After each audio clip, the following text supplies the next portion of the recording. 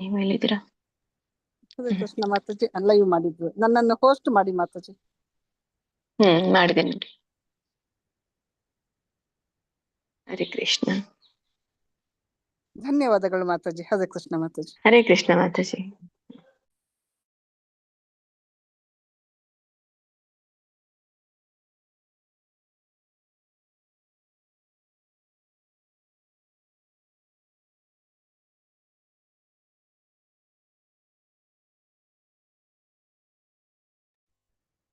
ಹರೇ ಕೃಷ್ಣ ಮಾತಾಜಿ. ಉಮಾ ಕುಲಕರ್ಣಿ ಮಾತಾಜಿ. ಹರೇ ಕೃಷ್ಣ ಮಾತಾಜಿ. ನಾನು ನಿಮ್ಮನ್ನು ಹೋಸ್ಟ್ ಮಾಡ್ತೀನಿ ಮಾತಾಜಿ. ಎಸ್.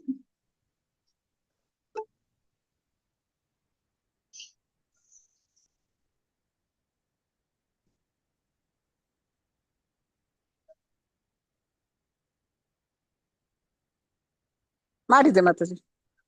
ಹಾ,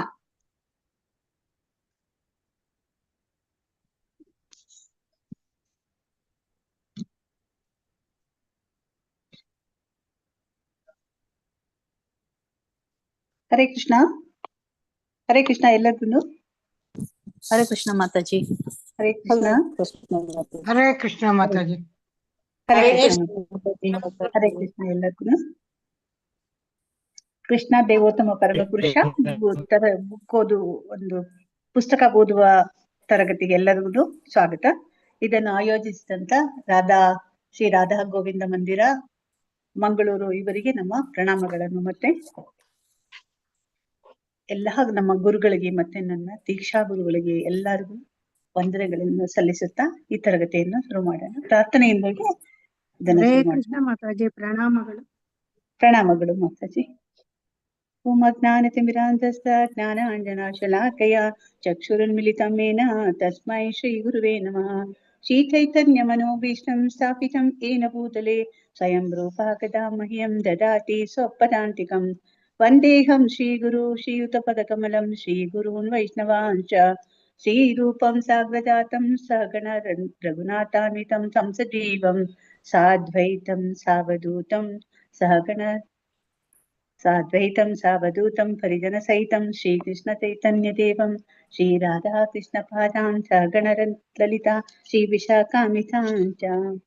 ಹೇ ಕೃಷ್ಣ ಕರುಣಾ ಸಿಂಧು ದೀನಬಂಧು ಜಗತ್ಪತೆ ಗೋಪೇಶ ಗೋಪಿಕಾ ಕಾಂತ ರಾಧಾ ಕಾಂತ ನಮೋಸ್ತುತೆ.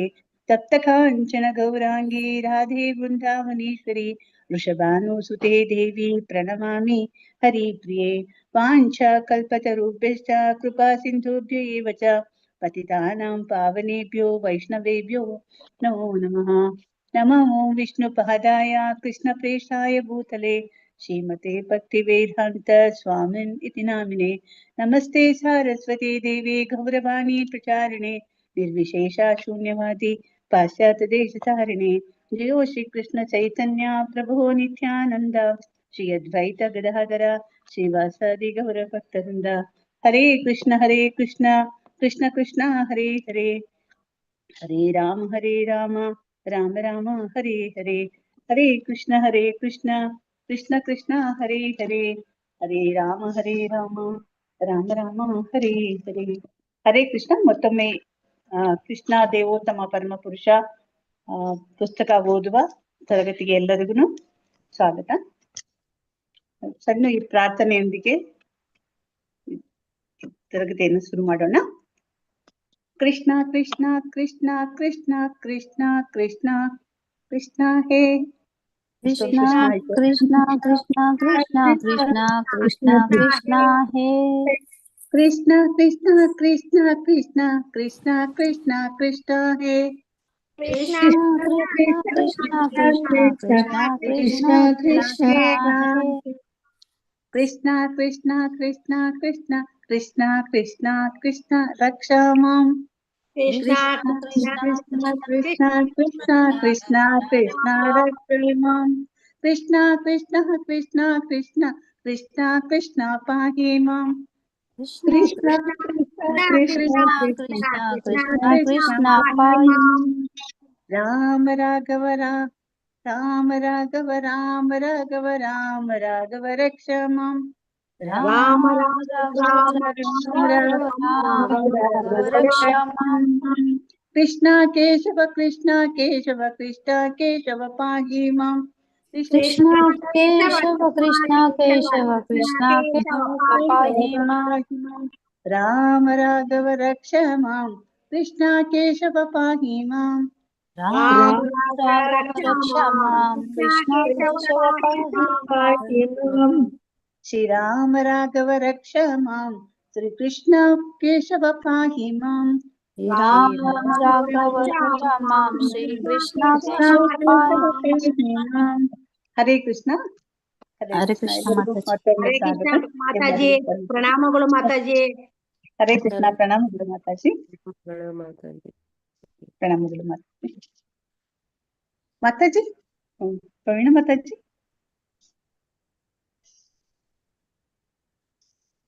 ಪ್ರವೀಣ ಮಾತಾಜಿ.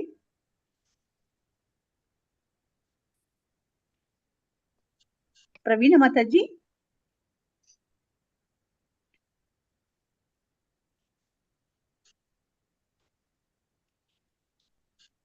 ಹರೇ ಕೃಷ್ಣ. ಪ್ರವೀಣ ಮಾತಾಜಿ ಅವ್ರು ಇದು mute ಅಲ್ಲಿ ಮಾಡಬೇಕಂತ. ಇದ್ದಾರೆ.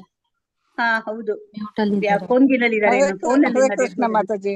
ಹಾ ಹರೇ ಕೃಷ್ಣ ಮಾತಾಜಿ. ಫೋನ್ ಅಲ್ಲಿ ಇದ್ರೇನೋ ಅನ್ಸ್ತಲ್ಲ. ಹರೇ ಕೃಷ್ಣ. ನಾನು ಫೋನ್ ಅಲ್ಲಿ. ಹರೇ ಕೃಷ್ಣ ಮಾತಾಜಿ. ಫೋನ್ ನಲ್ಲಿ ಇರ್ಲಿಲ್ಲ, ಮ್ಯೂಟ್ ಅಲ್ಲಿ ಇದ್ದೆ ನಾನು. ಹರೇ ಹೌದು. ಕೃಷ್ಣ. ಹೌದು, ಹರೇ ಕೃಷ್ಣ. ನಂದು ನೆಟ್ವರ್ಕ್ ಸ್ಲೋ ಇದೆ ಮಾತಾಜಿ, ತುಂಬಾ ಸ್ಲೋ ಇದೆ. ಮಾಡಿ ಲಲಿತಾ ಮಾತಾಜಿ. ಮಾತಾಜಿ, ಒಂದ್ ನಿಮಿಷ ಹಾ ಮಾತಾಜಿ. ಲಲಿತಾ ಮಾತಾಜಿ. ಲಲಿತಾ ಮಾತಾಜಿ. ಮಾತಾಜಿ ನೀವು ಸ್ಕ್ರೀನ್ ಶೇರ್ ಮಾಡ್ತೀರಾ ಮಾತಾಜಿ? ಮಾಡ್ತೀನಿ, ಕಳಿಸ್ಕೊಡಿ ಮತ್ತೆ. ಹಾ ಕಳಿಸ್ತೀನಿ ಮಾತಾಜಿ. ಓಕೆ, ಕಳಿಸ್ತೀನಿ ಮಾತಾಜಿ. ನೀವು ಸ್ಕ್ರೀನ್ ಶೇರ್ ಮಾಡಿ ಮಾತಾಜಿ.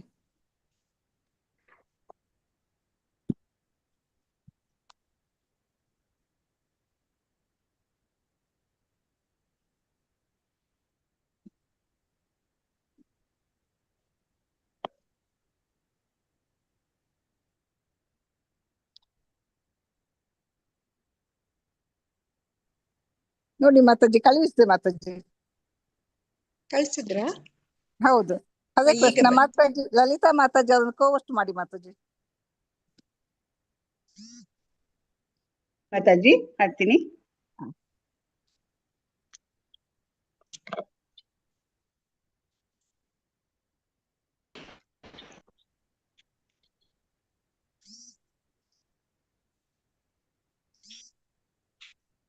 ಪೇಜ್ ಒಂದ್ ನಂಬರ್ ನಿಮಿಷ ಮಾಡ್ತೀನಿ. 681. 681. ಏನು ಹೋಗೋದಿಲ್ಲ ಅಲ್ಲ ಇದು. ಎಸ್ ಮಾತಾಜಿ ಮಾಡಿದೆ ನೋಡಿ ಮಾತಾಜಿ. ಓಕೆ ಮಾತಾಜಿ, ಈಗ 2 ನಿಮಿಷ.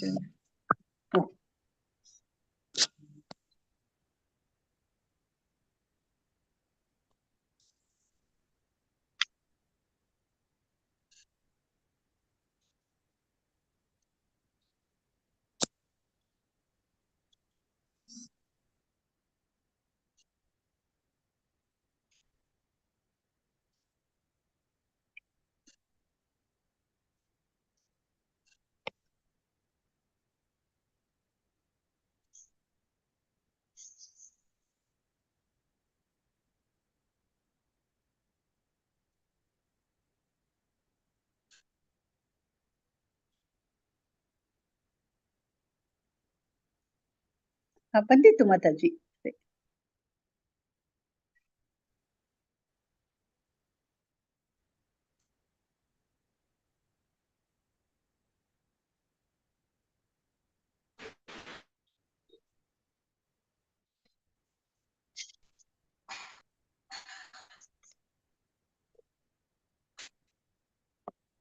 ಇನ್ನ ಸ್ವಲ್ಪ ಕೆಳಗೆ ಅನ್ಸುತ್ತಲ್ಲ ಮಾತಾಜಿ, ಸ್ವಲ್ಪ ಕೆಳಗೆ ಇನ್ನು ಈ ಕೆಳಗೆ ಮಾತಾಜಿ. ಏನಾಗಿದೆ ಪೇಜ್ ಇದಾಗುತ್ತೆ. ಇನ್ನೊಂಚು ಈ ಮೆಸೇಜ್ ಇನ್ನ ಮೇಲೋಗಿ.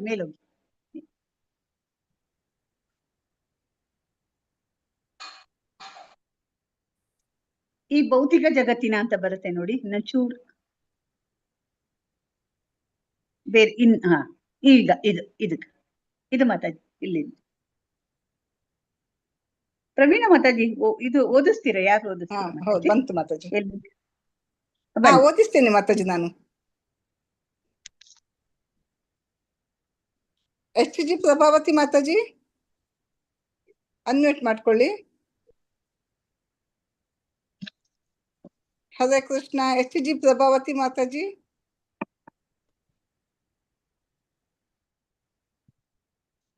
ಜಯದ ಸತ್ಯಭಾಮ ಮಾತಾಜಿ. ಮಾತಾಜಿ ಕೇಳಿಸ್ತದ ನಾನು ಮಾತಾಡಿದ್ದು? ಕೇಳಿಸ್ತಿದೆ ಮಾತಾಜಿ. ಕೇಳಿಸ್ತಿದೆ. ಓಕೆ ಮಾತಾಜಿ. ಮಂಜುಳ ಮಾತಾಜಿ ಓದಿ. ಹರೇ ಕೃಷ್ಣ. ಓದ್ತೀನಿ ಮಾತಾಜಿ. ಈ ಭೌತಿಕ ಜಗತ್ತಿನ ಸೃಷ್ಟಿಯ ನಂತರ ಹುಟ್ಟಿದವರು ತಮ್ಮ ಭೌತಿಕ ತಿಳುವಳಿಕೆಯನ್ನು ಬಳಸಿ ದೇವೋತ್ತಮ ಪರಮಪುರುಷನ ಅಸ್ತಿತ್ವವನ್ನು ಅರಿಯಲಾರರು. ಒಂದು ಸಂಸಾರದಲ್ಲಿ ಹುಟ್ಟಿದವನು ಇತ್ತೀಚಿನ ಪೀಳಿಗೆಗಳವರು ಹುಟ್ಟುವ ಮೊದಲೇ ಇದ್ದ ತನ್ನ ಮುತ್ತಾತನ ಸ್ಥಿತಿಯನ್ನು ಹೇಗೆ ಅರ್ಥ ಮಾಡಿಕೊಳ್ಳಲಾರನೋ ಹಾಗೆ ನಾವು ಆಧ್ಯಾತ್ಮಿಕ ಜಗತ್ತಿನಲ್ಲಿ ನಿರಂತರವಾಗಿರುವ ದೇವೋತ್ತಮ ಪರಮಪುರುಷನಾದ ನಾರಾಯಣನನ್ನು ಅಥವಾ ಕೃಷ್ಣನನ್ನು ಅರಿಯಲಾರೆವು.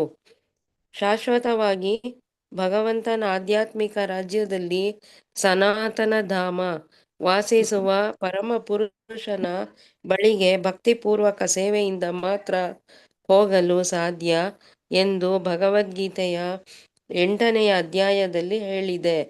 ಭೌತ ಸೃಷ್ಟಿಯ ವಿಷಯಕ್ಕೆ ಬಂದರೆ ಬ್ರಹ್ಮನೇ ಮೊಟ್ಟಮೊದಲು ಸೃಷ್ಟಿಯಾದವನು. ಬ್ರಹ್ಮನಿಗೆ ಮೊದಲು ಈ ಭೌತಿಕ ಜಗತ್ತಿನಲ್ಲಿ ಯಾವ ಜೀವಂತ ಪ್ರಾಣಿಯೂ ಇರಲಿಲ್ಲ. ಗರ್ಭೋದಕಶಾಹಿ ವಿಷ್ಣುವಿನ ನಾಭಿಯಿಂದ ಹೊರಬಂದ ಕಮಲ ಪುಷ್ಪದಲ್ಲಿ ಬ್ರಹ್ಮನು ಜನಿಸುವವರೆಗೆ ಇದ್ದದ್ದು ಶೂನ್ಯ ಮತ್ತು ಕತ್ತಲೆಗಳೇ. ಗರ್ಭೋದಕಶಾಹಿ ವಿಷ್ಣುವು ಕಾರ್ಣೋದಕಶಾಹಿ ವಿಷ್ಣುವಿನ ವಿಸ್ತೃತ ರೂಪ. ಕಾರ್ಣೋದಕಶಾಹಿ ವಿಷ್ಣುವು ಸಂಕರ್ಷಣನ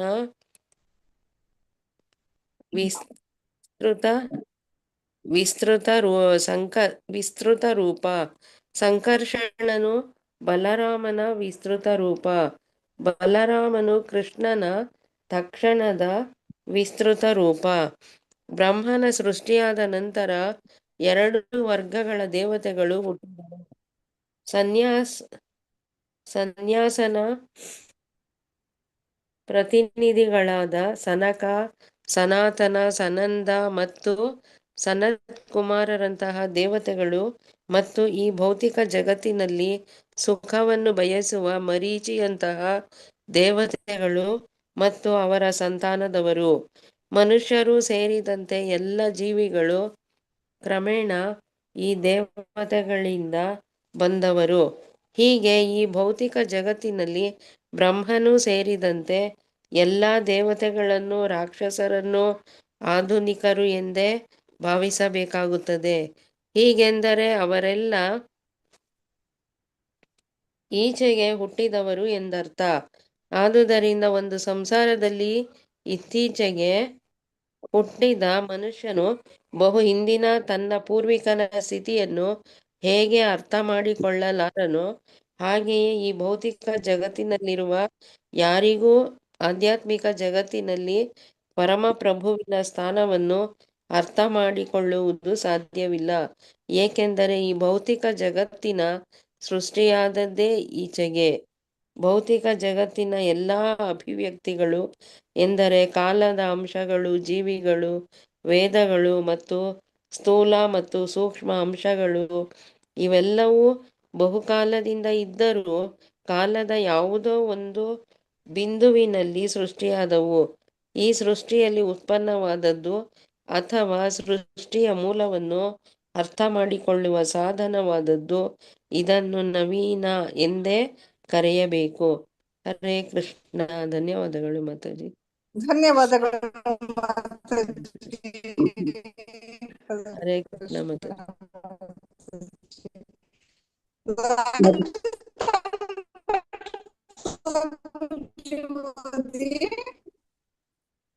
ಮಾತಾಜಿ ನಾನು ಓದ್ತೀನಿ ಮಾತಾಜಿ.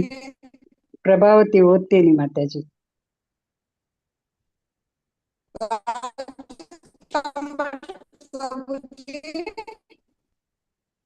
ಏನು ಅರ್ಥ ಸರಿಯಾಗಿ ಆಗ್ಲಿಲ್ಲ ಕೇಳಿಸ್ತಾ ಮಾತಾಜಿ. ಇಲ್ಲ ಮಾತಾಜಿ. ರಾಜು ತಂಬಟ್ ಪ್ರಭುಜಿಯನ್ನು ಕರಿತಿದ್ದಾರೆ ಅವರು. ನಿಮ್ಮ ಹರೇ ಕೃಷ್ಣ ಮಾತಾಜಿ ಓದ್ತೀನಿ ಮಾತಾಜಿ ಮಾತಾಜಿ. ಸೌಮೇಶ್ವರಿ ಮಾತಾಜಿ ಪ್ರಭಾವತಿ ಮಾತಾಜಿ ಓದಿ ನೀವು, ನಂತರ ರಾಜು ತಂಬತ್ ಓದ್ತೀನಿ ಎಸ್ ಎಸ್ ಮಾತಾಜಿ ಓದ್ತೀನಿ ಮಾತಾಜಿ. ಓದ್ತೀನಿ. ನೀವು ಹೇಳ್ತಾ ಇರೋದು ನಾನು ಪ್ರಭಾವತಿ ಸರಿಯಾಗಿ ಮಾತಾಜಿ ಕೇಳ್ತಾ ಇರ್ಲಿಲ್ಲ. ಓದಿ. ಪ್ರಭಾವತಿ ಮಾತಾಜಿ ಓದಿ. ಓದ್ತಾ ಇದ್ದೀನಿ ಪ್ರಭಾವತಿ ಓದ್ತಾ ಇದ್ದೀನಿ ಮಾತಾಜಿ. ಆದುದರಿಂದ ಫಲಾಕಾಂಕ್ಷಿ ಕರ್ಮದ ತತ್ವಜ್ಞಾನದ ಊಹೆಗಳು ಅಥವಾ ಊಹೆಗಳು ಅಥವಾ ಯೋಗ ಇವುಗಳ ಮೂಲಕ ಆತ್ಮ ಸಾಕ್ಷಾತ್ಕಾರದ ಅಥವಾ ದೇವರ ಸಾಕ್ಷಾತ್ಕಾರದ ಪ್ರಕ್ರಿಯೆಯ ದ್ವಾರ ಮನುಷ್ಯನು ಎಲ್ಲ ವಸ್ತುಗಳ ಪರಮ ಮೂಲದ ಬಳಿ ಸಾರಲು ಸಾಧ್ಯವಿಲ್ಲ. ಸೃಷ್ಟಿಯು ಸಂಪೂರ್ಣವಾಗಿ ನಾಶವಾದ ನಂತರ ವೇದಗಳು ಅಸ್ತಿತ್ವದಲ್ಲಿ ಇಲ್ಲದಿರುವಾಗ, ಭೌತಿಕ ಕಾಲಕ್ಕೆ ಅಸ್ತಿತ್ವವಿಲ್ಲದಾಗ, ಸ್ಥೂಲ ಮತ್ತು ಸೂಕ್ಷ್ಮ ಭೌತಿಕಾಂಶಗಳ ಅಸ್ತಿತ್ವವಿಲ್ಲದಾಗ ಎಲ್ಲ ಜೀವಿಗಳು ಅವ್ಯಕ್ತ ಸ್ಥಿತಿಯಲ್ಲಿ ನಾರಾಯಣನ ಆಶ್ರಯದಲ್ಲಿ ಇರುವಾಗ ಈ ಎಲ್ಲ ಊಹಾಪೋಹ ಪ್ರಕ್ರಿಯೆಗಳು ಶೂನ್ಯವಾಗುತ್ತವೆ. ಅವು ಕ್ರಿಯಾಶೀಲವಾಗಲಾರವು.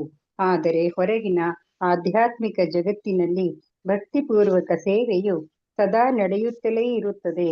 ಆದುದರಿಂದ ಆತ್ಮ ಸಾಕ್ಷಾತ್ಕಾರಕ್ಕೆ ಅಥವಾ ಭಗವಂತನ ಸಾಕ್ಷಾತ್ಕಾರಕ್ಕೆ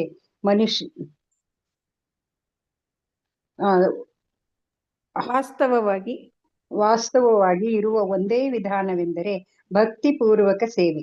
ಇದನ್ನು ಸ್ವೀಕರಿಸಿದ ಮನುಷ್ಯನು ಭಗವಂತನ ಸಾಕ್ಷಾತ್ಕಾರದ ನಿಜವಾದ ಮಾರ್ಗವನ್ನು ಆರಿಸಿಕೊಂಡಿದ್ದಾನೆ. ಶ್ರೀಧರ ಸ್ವಾಮಿಗಳು ಈ ವಿಷಯದಲ್ಲಿ ಒಂದು ಪದ್ಯವನ್ನು ರಚಿಸಿದ್ದಾರೆ. ಎಲ್ಲ ವಸ್ತುಗಳ ಪರಮ ಮೂಲನಾದ ದೇವೋತ್ತಮ ಪರಮ ಪುರುಷನು ಎಂತಹ ಶ್ರೇಷ್ಠನು ಮತ್ತು ಮಿತಿಗಳಿಲ್ಲದವನು ಎಂದರೆ ಯಾವುದೇ ಭೌತಿಕ ಗಳಿಕೆಯಿಂದ ಜೀವಿಯು ಅವನನ್ನು ಅರ್ಥ ಮಾಡಿಕೊಳ್ಳಲು ಸಾಧ್ಯವಿಲ್ಲ ಎನ್ನುವ ಭಾವವು ಅದರಲ್ಲಿದೆ. ಪ್ರಭುವಿನ ಕೃಪೆಯಿಂದ ತಾನು ಸೃಷ್ಟಿಯ ಪರಮ ಮೂಲವನ್ನು ಅರ್ಥ ಮಾಡಿಕೊಳ್ಳಲು ಸಾಧ್ಯವಾಗುವಂತೆ ತಾನು ಎಂದೆಂದೂ ಅವನ ಭಕ್ತಿಪೂರ್ವಕ ಸೇವೆಯಲ್ಲಿ ನಿರತನಾಗಿರುವಂತೆ ಅನುಗ್ರಹಿಸಬೇಕೆಂದು ಪ್ರತಿಯೊಬ್ಬನು ಪ್ರಭುವಿಗೆ ಪ್ರಾರ್ಥನೆ ಮಾಡಿಕೊಳ್ಳಬೇಕು. ಅದರಿಂದ ಭಗವಂತನ ಅನುಗ್ರಹದಿಂದ ಒಬ್ಬನು ಸೃಷ್ಟಿಯ ಪರಮ ಆಕರವನ್ನು ಅರ್ಥ ಮಾಡಿಕೊಳ್ಳಬಲ್ಲನು. ಸೃಷ್ಟಿಯ ಪರಮ ಮೂಲನಾದ ಪ್ರಭು ತನ್ನ ಭಕ್ತರಿಗೆ ಮಾತ್ರ ತೋರಿಸಿಕೊಳ್ಳುತ್ತಾನೆ. ಭಗವದ್ಗೀತೆಯ 4ನೇ ಅಧ್ಯಾಯದಲ್ಲಿ ಪ್ರಭು ಅರ್ಜುನನಿಗೆ, ಪ್ರೀತಿಯ ಅರ್ಜುನ, ನೀನು ನನ್ನ ಭಕ್ತನಾದದ್ದರಿಂದ ಮತ್ತು ನನ್ನ ಆತ್ಮೀಯ ಗೆಳೆಯನಾದದ್ದರಿಂದ ನನ್ನನ್ನು ಅರ್ಥ ಮಾಡಿಕೊಳ್ಳುವ ವಿಧಾನವನ್ನು ನಿನಗೆ ತೋರಿಸಿಕೊಡುತ್ತೇನೆ ಎಂದು ಹೇಳುತ್ತಾನೆ. ಎಂದರೆ ಸೃಷ್ಟಿಯ ಪರಮ ಮೂಲನಾದ ದೇವೋತ್ತಮ ಪರಮ ಪುರುಷನನ್ನು ನಮ್ಮ ಪ್ರಯತ್ನ ಮಾತ್ರದಿಂದಲೇ ಅರ್ಥ ಮಾಡಿಕೊಳ್ಳಲು ಸಾಧ್ಯವಿಲ್ಲ. ನಾವು ಭಕ್ತಿಪೂರ್ವಕ ಸೇವೆಯಿಂದ ಅವನನ್ನು ಸಂತೋಷಪಡಿಸಬೇಕು. ಆಗ ಅವನು ತನ್ನನ್ನು ನಮಗೆ ತೋರಿಸಿಕೊಳ್ಳುತ್ತಾನೆ. ಆಗ ನಾವು ಅವನನ್ನು ಸ್ವಲ್ಪ ಮಟ್ಟಿಗೆ ಅರ್ಥ ಮಾಡಿಕೊಳ್ಳಬಹುದು. ತಮ್ಮ ಹರೇ ಕೃಷ್ಣ ಮಾತಾಜಿ. ಹರೇ ಕೃಷ್ಣ. ಧನ್ಯವಾದ.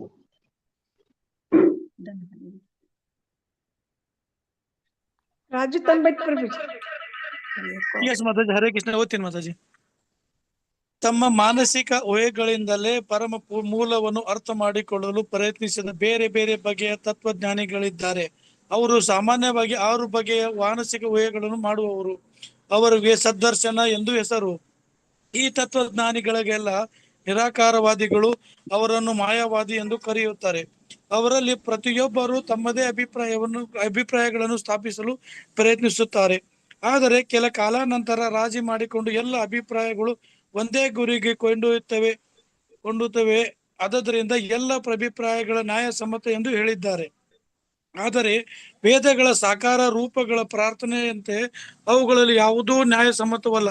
ಏಕೆಂದರೆ ಅವರ ತಿಳುವಳಿಕೆಯ ಪ್ರಕ್ರಿಯೆಯು ಈ ಅಶಾಶ್ವತ ಭೌತಿಕ ಪ್ರಪಂಚದಲ್ಲಿ ಸೃಷ್ಟಿಯಾದದ್ದು. ಅವರಲ್ಲಿ ಯಾರಿಗೂ ಈ ಮುಖ್ಯವಾದ ಅಂಶವು ಹೊಳೆದಿಲ್ಲ. ದೇವೋತ್ತಮ ಪರಮ ಪುರುಷನನ್ನು ಅಥವಾ ಪರಮ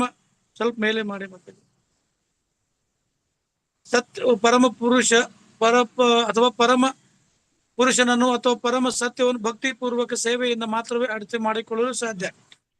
ಇನ್ನೊಂದು ವರ್ಗದ ತತ್ವಜ್ಞಾನಿಗಳಿಗೆ ಮೀಮಾಂಸಕರು ಎಂದು ಹೆಸರು. ಜೈಮಿನಿಯಂತಹ ಋಷಿಗಳ ಅವರ ಪ್ರತಿನಿಧಿಗಳು ಪ್ರತಿಯೊಬ್ಬನು ಪುಣ್ಯ ಕಾರ್ಯಗಳಲ್ಲಿ ಅಥವಾ ತನಗೆ ನಿಯೋಜಿಸಿದ ಕರ್ತವ್ಯಗಳಲ್ಲಿ ನಿರತರಾಗಬೇಕು. ಇಂತಹ ಕರ್ಮಗಳು ಮನುಷ್ಯನನ್ನು ಅತ್ಯುನ್ನತ ಪರಿಪೂರ್ಣತೆಗೆ ಕೊಂಡೊಯ್ಯುತ್ತದೆ ಎಂದು ಅವರು ನಿರ್ಣಯಿಸಿದ್ದಾರೆ. ಆದರೆ ಭಗವದ್ಗೀತೆಯ 9ನೇ ಅಧ್ಯಾಯದಲ್ಲಿ ಅದನ್ನು ವಿರೋಧಿಸಿದೆ. ಪುಣ್ಯ ಕಾರ್ಯಗಳಿಂದ ಮನುಷ್ಯನು ಸ್ವರ್ಗ ಲೋಕಕ್ಕೆ ಏರಬಹುದು, ಆದರೆ ಅವನ ಪುಣ್ಯ ಕರ್ಮಗಳು ಕ್ಷಯಿಸುತ್ತಲೇ ಸ್ವರ್ಗದಲ್ಲಿನ ಹೆಚ್ಚಿನ ಭೌತಿಕ ಸುಖವನ್ನು ಬಿಟ್ಟು ಈ ಕೆಳಗಿನ ಲೋಕಗಳಿಗೆ ಬರಬೇಕಾಗುತ್ತದೆ. ಇಲ್ಲಿ ಆಯುಸ್ಸು ಮತ್ತು ಕಡಿಮೆ ಮತ್ತು ಪ್ರಾಪಂಚಿಕ ಸುಖವು ಇನ್ನೂ ಕೆಳಮಟ್ಟದ್ದು ಎಂದು ಕೃಷ್ಣನು ಅಲ್ಲಿ ಹೇಳಿದ್ದಾನೆ. ಗೀತೆಯಲ್ಲಿ ಬಳಸಿರುವ ಶಬ್ದಗಳು ಇವು ಕ್ಷೀಣೆ ಪುಣ್ಯ ಮೃತ್ಯು ಲೋಕ ವಿಶಂತಿ. ಅದುದರಿಂದ ಪುಣ್ಯ ಕರ್ಮಗಳು ಮನುಷ್ಯನನ್ನು ಪೂರ್ಣ ಸತ್ಯಕ್ಕೆ ಕರೆದೊಯ್ಯುತ್ತದೆ ಎನ್ನುವ ಮೀಮಾಂಸ ಚಿಂತಕರ ನಿರ್ಣಯವು ಸರಿಯಲ್ಲ. ಪರಿಶುದ್ಧ ಭಕ್ತನಿಗೆ ಸಹಜವಾಗಿಯೇ ಪುಣ್ಯ ಕಾರ್ಯಗಳಲ್ಲಿ ಒಲವಿರುತ್ತದೆ, ಆದರೆ ಪುಣ್ಯ ಕಾರ್ಯಗಳಿಂದ ದೇವೋತ್ತಮ ಪರಮ ಪುರುಷನ ಕೃಪೆಯನ್ನು ಪಡೆಯಲು ಸಾಧ್ಯವಾಗುವುದಿಲ್ಲ. ಪುಣ್ಯ ಕರ್ಮಗಳು ರಜಸ್ಸು ತಮಸ್ಸುಗಳಿಂದ ಬಂದ ಕೊಳೆಯನ್ನು ಹೋಗಲಾಡಿಸಬಹುದು, ಆದರೆ ಭಗವದ್ಗೀತೆ, ಶ್ರೀಮದ್ ಭಾಗವತ ಅಥವಾ ಅಂತಹ ಪವಿತ್ರ ಗ್ರಂಥಗಳಲ್ಲಿರುವ ದೇವೋತ್ತಮನ ದಿವ್ಯ ಸಂದೇಶವನ್ನು ಶ್ರವಣ ಮಾಡುವುದರಲ್ಲಿ ಸದಾ ನಿರತನಾಗಿರುವ ಭಕ್ತನು ಬೇರೆ ಪ್ರಯತ್ನವೇ ಇಲ್ಲದೆ ಇದನ್ನು ಸಾಧಿಸುತ್ತಾನೆ. ಸಾಕಷ್ಟು ಪುಣ್ಯ ಕರ್ಮಗಳನ್ನು ಮಾಡದಿದ್ದರೂ ಭಕ್ತಿಪೂರ್ವಕ ಸೇವೆಯಲ್ಲಿ ನಿರತನಾಗಿರುವ ಮನುಷ್ಯನು ಸ್ವಲ್ಪ ಮೇಲೆ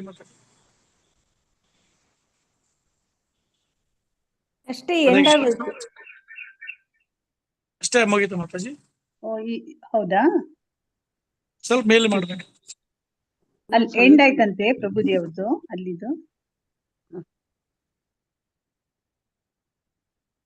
ಮನುಷ್ಯನು ಅಲ್ಲಿಗೆ ಮುಗಿತು.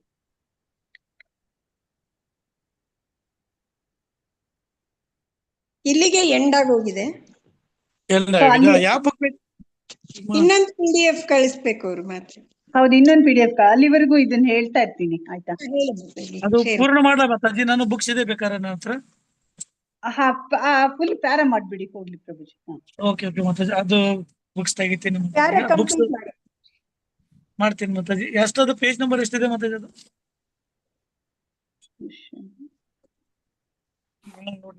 ಮನುಷ್ಯನು ಕ್ಷೀಣೆ ಪುಣ್ಯ ಮನುಷ್ಯನನ್ನು ನೋಡಿ, ನಾನೇ ಓದ್ಬಿಡ್ತೀನಿ. ಪರಿಶುದ್ಧ ಭಕ್ತನಿಗೆ ಸಹಜವಾಗಿಯೇ ಪುಣ್ಯ ಕಾರ್ಯಗಳಲ್ಲಿ ಬಲವಿರುತ್ತದೆ, ಆದರೆ ಪುಣ್ಯ ಕಾರ್ಯಗಳಿಂದಲೇ ದೇವೋತ್ತಮ ಪರಮ ಪುರುಷನ ಕೃಪೆಯನ್ನು ಪಡೆಯಲು ಸಾಧ್ಯವಾಗುವುದಿಲ್ಲ. ಆದರೆ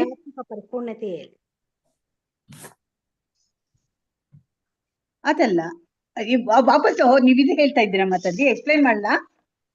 ಅದೇ 681 ಪೇಜ್ ಇಟ್ಟಿದ್ದೀನಲ್ಲ, ಸರಿ ಇದೆ. ಹೌದು, ಅದು ಕರೆಕ್ಟ್. ಭೌತಿಕ ಜಗತ್ತಿನ ಈ ಭೌತಿಕ ಜಗತ್ತಿನ ಇಲ್ಲಿಂದ ಹರೇ ಕೃಷ್ಣ. ಅಲ್ಲಿ ಇದಾಗೋ ತನಕ ಅಪ್ಡೇಟ್ ಪ್ರವೀಣ ಮಾತಾಜಿ ಕಳಿಸ್ಕೊಡ್ತೀರಾ ಮತ್ತೆ? ಪ್ರವೀಣ ಮಾತಾಜಿ ಇದರ ಅವ್ರ ನೆಟ್ವರ್ಕ್ ಪ್ರಾಬ್ಲಮ್ ಅವ್ರದ್ದು. ಓ ಇಲ್ಲ, ಪ್ರವೀಣ ಅವರು ಇಲ್ಲ ಇಲ್ಲ ಇಲ್ಲ. ನೆಕ್ಸ್ಟ್ ಇನ್ನೊಂದು ಪೇಜ್ ಇತ್ತೇನೋ, ಅದ್ ಬೇಕಾದ್ರೆ ಫೋಟೋ ತೆಗೆದು ಕಳಿಸ್ಲಾ? ಇದು ಎಕ್ಸ್ಪ್ಲೈನ್ ಮಾಡಿ ಮಾತಾಜಿ. ಅದೇ ಹರೇ ಕೃಷ್ಣ. ಈಗ ಮತ್ತೆ ಇದು ವೇದಗಳ ಪ್ರಾರ್ಥನೆ ಮುಂದುವರೆದಿದೆ. ಈ ಭೌತಿಕ ಜಗತ್ತಿನ ಸೃಷ್ಟಿಯ ನಂತರ ಹುಟ್ಟಿದವರು ತಮ್ಮ ಭೌತಿಕ ತಿಳುವಳಿಕೆಯನ್ನು ಬಳಸಿ ದೇವೋತ್ತಮ ಪರಮ ಪುರುಷನ ಅಸ್ತಿತ್ವವನ್ನ ಅಷ್ಟೇ ಅರಿಯಲಾರರು ಅಂತ ಹೇಳ್ತಾರೆ. ಅಂದ್ರೆ ಏನ್ ಹೇಳ್ತಾ ಇದಾರೆ ಇಲ್ಲಿ? ಭೌತಿಕ ಜಗತ್ತಿನಲ್ಲಿ ನಾವು ಹುಟ್ಟಿದೀವಲ್ವಾ, ಅಂದ್ರೆ ನಮ್ಗಿನ್ನ ಹಿಂದೆ ಹುಟ್ಟಿದವರು, ಈಗ ನಮ್ ತಂದೆ ಅವ್ರು ಯಾರ ಇರ್ತಾರೆ ಅಂದ್ರೆ ಅವ್ರನ್ನ ನಮ್ಗೆ ತಿಳ್ಕೊಳ್ಳೋದ ಆಗಲ್ಲ ಅಲ್ವಾ, ನಾವು ಹುಟ್ಟಿದ ನಂತರ ಹುಟ್ಟಿದೀವಿ ನಾವು. ಸೊ ಅದೇ ತರ ಹೀಗೆ ಹೇಳ್ತಾ ಇದಾರೆ. ಭೌತಿಕ ಜಗತ್ತಿನ ಸೃಷ್ಟಿಯನ್ನಂತ ಹುಟ್ಟಿದವರು ತಮ್ಮ ಭೌತಿಕ ತಿಳುವಳಿಕೆಯನ್ನು ಬಳಸಿ ದೇವೋತ್ತಮ ಪರಮ ಪುರುಷನ ಅಸ್ತಿತ್ವವನ್ನು ಅರಿಯಲಾರೆ. ಯಾಕೆಂದ್ರೆ ಭಗವಂತ ನಮ್ಗಿನ ಮುಂಚೆ ಬಂದಿದಾರಲ್ವಾ. ಸೊ ಅವ್ರ ಬಗ್ಗೆ ನಮಗೆ ತಿಳ್ಕೊಳಕ್ ಆಗಲ್ಲ, ಯಾಕೆಂದ್ರೆ ನಮ್ಗಿನ್ನ ಮುಂಚೆ ಹುಟ್ಟಿದವ್ರ ಬಗ್ಗೆ ನಮಗ್ ತಿಳಿಯಲ್ಲ ಅನ್ಲೆಸ್ ಅವ್ರು ಹೇಳ್ಬೇಕು. ಅಂದ್ರೆ ಈಗ ನಮ್ ತಂದೆಗಳು ಅಥವಾ ಅವ್ರದ್ದು ಏನಾರ ಜೀವನದ್ದು, ನಮ್ ತಾತ ಇವ್ರದ್ದು ಏನಾರ ವಿಷಯಗಳನ್ನ ಅವ್ರು ಹೇಳ್ಬೇಕು ಅಂತಿದ್ರೆ ಅದನ್ನ ನಾವು ನೋಡಿಲ್ಲ, ಅವ್ರು ಹೇಳಿದ್ರೇನೆ ನಮಗ್ ಗೊತ್ತಾಗುತ್ತೆ. ಅದೇ ತರ ದೇವೋತ್ತಮ ಪರಮ ಪುರುಷ ಮೊದಲೇ ಇದ್ದ. ಸೊ ಅವನ ವಿಷಯವನ್ನ ನಾವು ಅವನ್ ಹೇಳಿದ್ರೇನೆ, ಅವನಿಂದನೇ ನಮಗ್ ತಿಳ್ಕೊಳಕ್ ಸಾಧ್ಯ. ಒಂದು ಸಂಸಾರದಲ್ಲಿ ಹುಟ್ಟಿದವನು ಇತ್ತೀಚಿನ ಪೀಳಿಗೆಗಳವರು ಹುಟ್ಟುವ ಮೊದಲೇ ಇದ್ದ ತನ್ನ ಮುತ್ತಾತನ ಸ್ಥಿತಿಯನ್ನು ಹೇಗೆ ಅರ್ಥ ಮಾಡಿಕೊಳ್ಳುತ್ತಾರನೋ ಹಾಗೆಯೇ ನಾವು ಆಧ್ಯಾತ್ಮಿಕ ಜಗತ್ತಿನಲ್ಲಿ ನಿರಂತರವಾಗಿರುವ ದೇವೋತ್ತಮ ಪರಮ ಪುರುಷನಾದ ನಾರಾಯಣನನ್ನು ಅಥವಾ ಕೃಷ್ಣನನ್ನು ಅರಿಯಲಾರವು. ಯಾಕೆಂದ್ರೆ ನಾರಾಯಣ, ಕೃಷ್ಣ ಇವರೆಲ್ಲರೂ ಮೊದಲೇ ಬಂದ್ಬಿಟ್ಟಿದ್ದಾರೆ. ಅವರು ಭೌತಿಕ ಪ್ರಪಂಚದ ಒಂದು ಸೃಷ್ಟಿಯ ಮುಂಚೆ ಬಂದ್ಬಿಟ್ಟಿದ್ದಾರೆ. ಸೊ ನಾವೆಲ್ಲ ಆಮೇಲೆ ಬಂದಿದೀವಿ. ಸೊ ನಾವು ಭಗವಂತನನ್ನ ಅರಿಯೋದ್ ಕಷ್ಟ ಆಗುತ್ತೆ ಅನ್ಲೆಸ್ ನಾವ್ ಯಾವ್ದಾರು ಎಲ್ಲ ಒಂದು ಇದರಿಂದ ಮಾಹಿತಿ ಸಿಗದೆ ಅಥವಾ ಪರಮಾತ್ಮನೇ ಹೇಳಿದ್ರೆ ನಮ್ಗೆ ಅವನ ವಿಷಯ ನಮ್ಗೇನು ಗೊತ್ತಾಗೋದಿಲ್ಲ. ಶಾಶ್ವತವಾಗಿ ಭಗವಂತನ ಆಧ್ಯಾತ್ಮಿಕ ರಾಜ್ಯದಲ್ಲಿ ಅಂದ್ರೆ ಅಂದ್ರೆ ಶಾಶ್ವತ ಧಾಮ ಇದೆಯಲ್ಲ, ಅದು ವಾಸಿಸುವ ಪರಮಪುರುಷನ ಭಗವಂತ ವಾಸಿಸುವ ಪರಮಪುರುಷನ ಬಳಿಗೆ ಭಕ್ತಿಪೂರ್ವಕ ಸೇವೆಯಿಂದ ಮಾತ್ರ ಹೋಗಲು ಸಾಧ್ಯ ಎಂದು ಭಗವದ್ಗೀತೆಯ 8ನೇ ಅಧ್ಯಾಯದಲ್ಲಿ ಹೇಳಿದೆ. ಅಂದ್ರೆ ನಾವು ಭಗವಂತನ ಒಂದು ಧಾಮವನ್ನ ಬೇಕು ಅಂದ್ರೆ ನಾವು ಭಕ್ತಿಯನ್ನ ಮಾಡ್ಬೇಕು ಅಂತ ಹೇಳ್ಬಿಟ್ಟು 8ನೇ ಅಧ್ಯಾಯದಲ್ಲಿ ಹೇಳಿದೆ ಅಂತ ಹೇಳ್ತಾ ಇದ್ದಾರೆ. ಭೌತಿಕ ಸೃಷ್ಟಿಯ ವಿಷಯಕ್ಕೆ ಬಂದರೆ ಬ್ರಹ್ಮನೇ ಮೊಟ್ಟ ಮೊದಲು ಸೃಷ್ಟಿಯಾದನು. ಈಗ ನಮ್ ಭೌತಿಕ ಸೃಷ್ಟಿಯ ವಿಷಯಕ್ಕೆ ಬಂದ್ರೆ ಈ ಭೌತಿಕ ಸೃಷ್ಟಿ ಫಸ್ಟ್ ಯಾರು ಬಂದಿದ್ದು ಅಂತ ಹೇಳಿದ್ರೆ ಬ್ರಹ್ಮನ ಸೃಷ್ಟಿ ಆಗುತ್ತಲ್ವಾ.